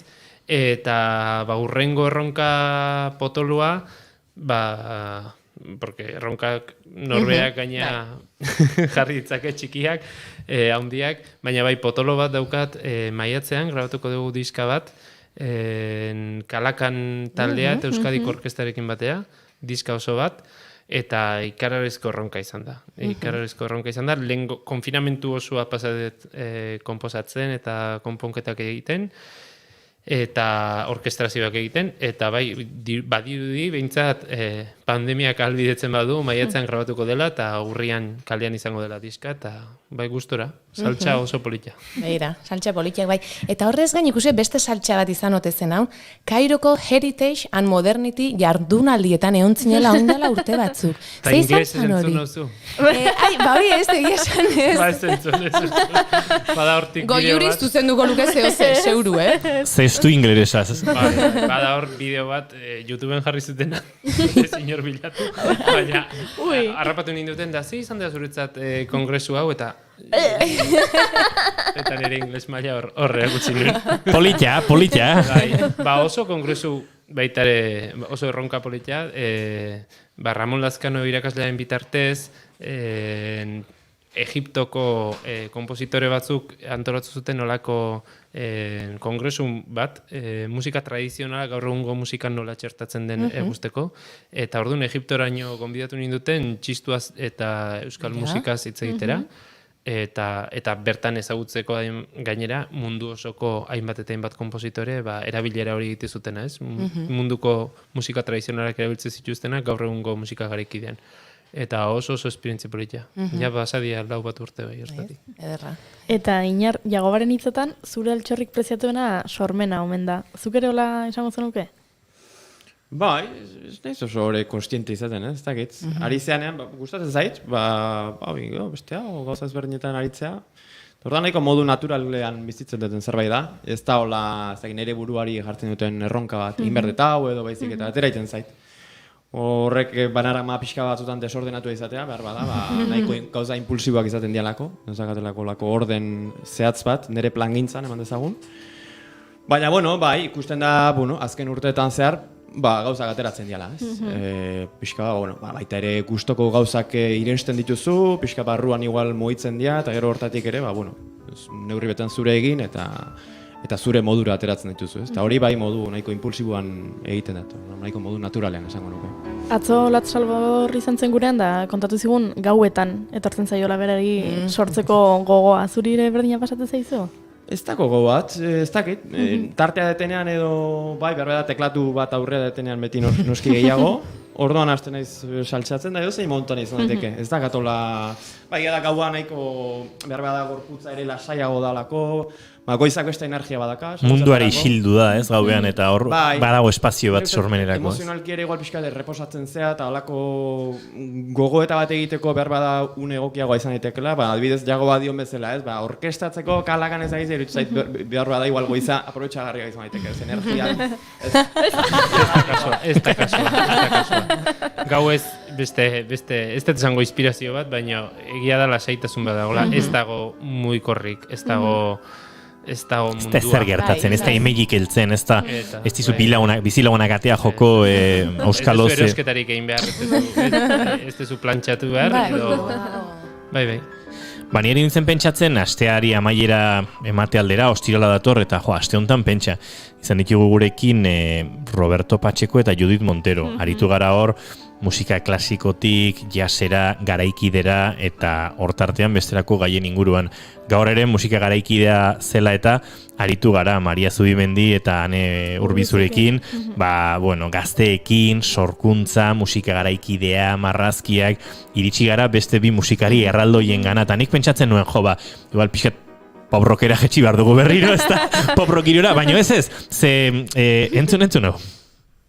Justo baintu da lehenengo kantua, baina bigarrena ere prestu.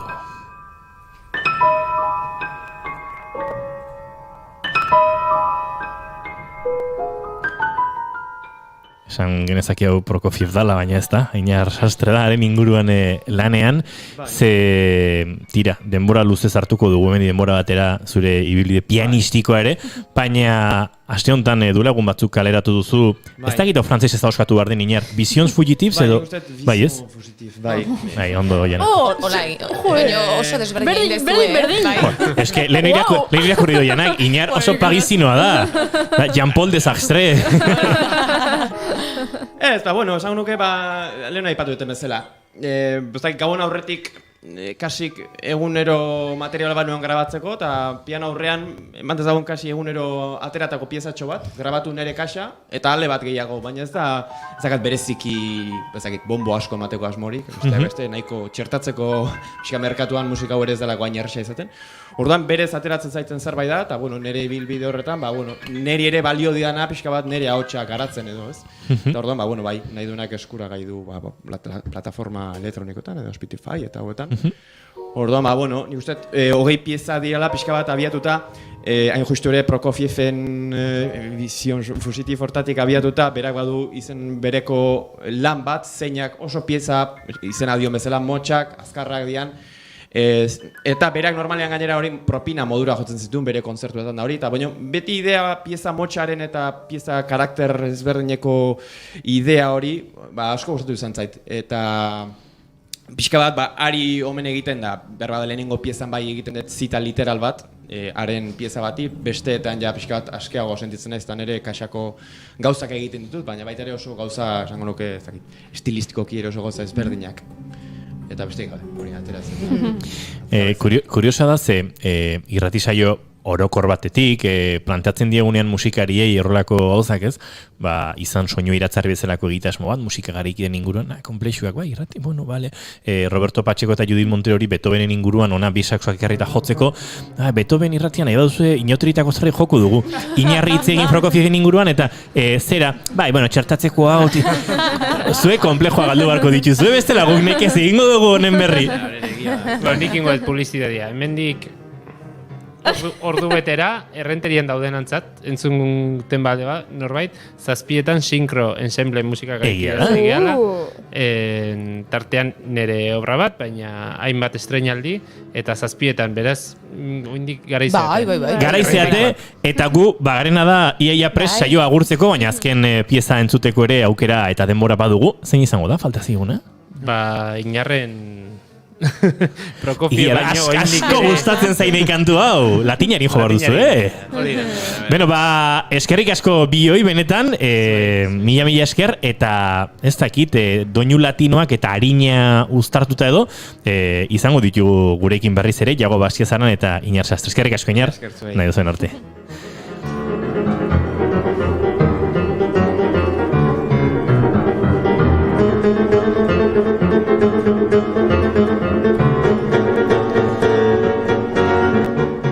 Eta Iñarren bizion fugitiv danakoak eramango ditugu guretik, ze zuzenean dauzka hori askoz gauza hobea da. Iñar Sastre eta Iago Bastiazaren eskutik, harineketan egitasmoan, diskoan eta emanaldietan entzun daiteken Latin harin.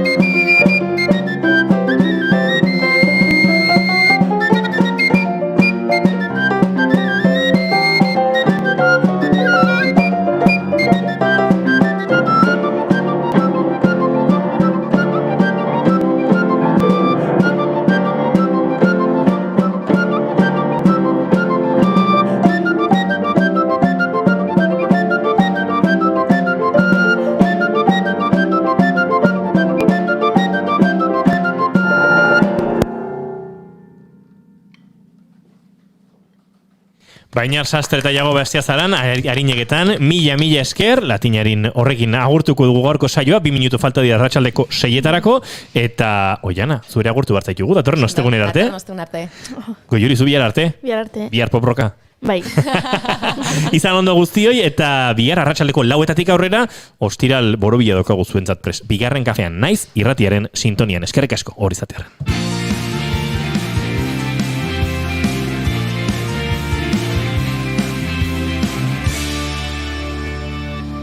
Keep calm and Bigarren kafea.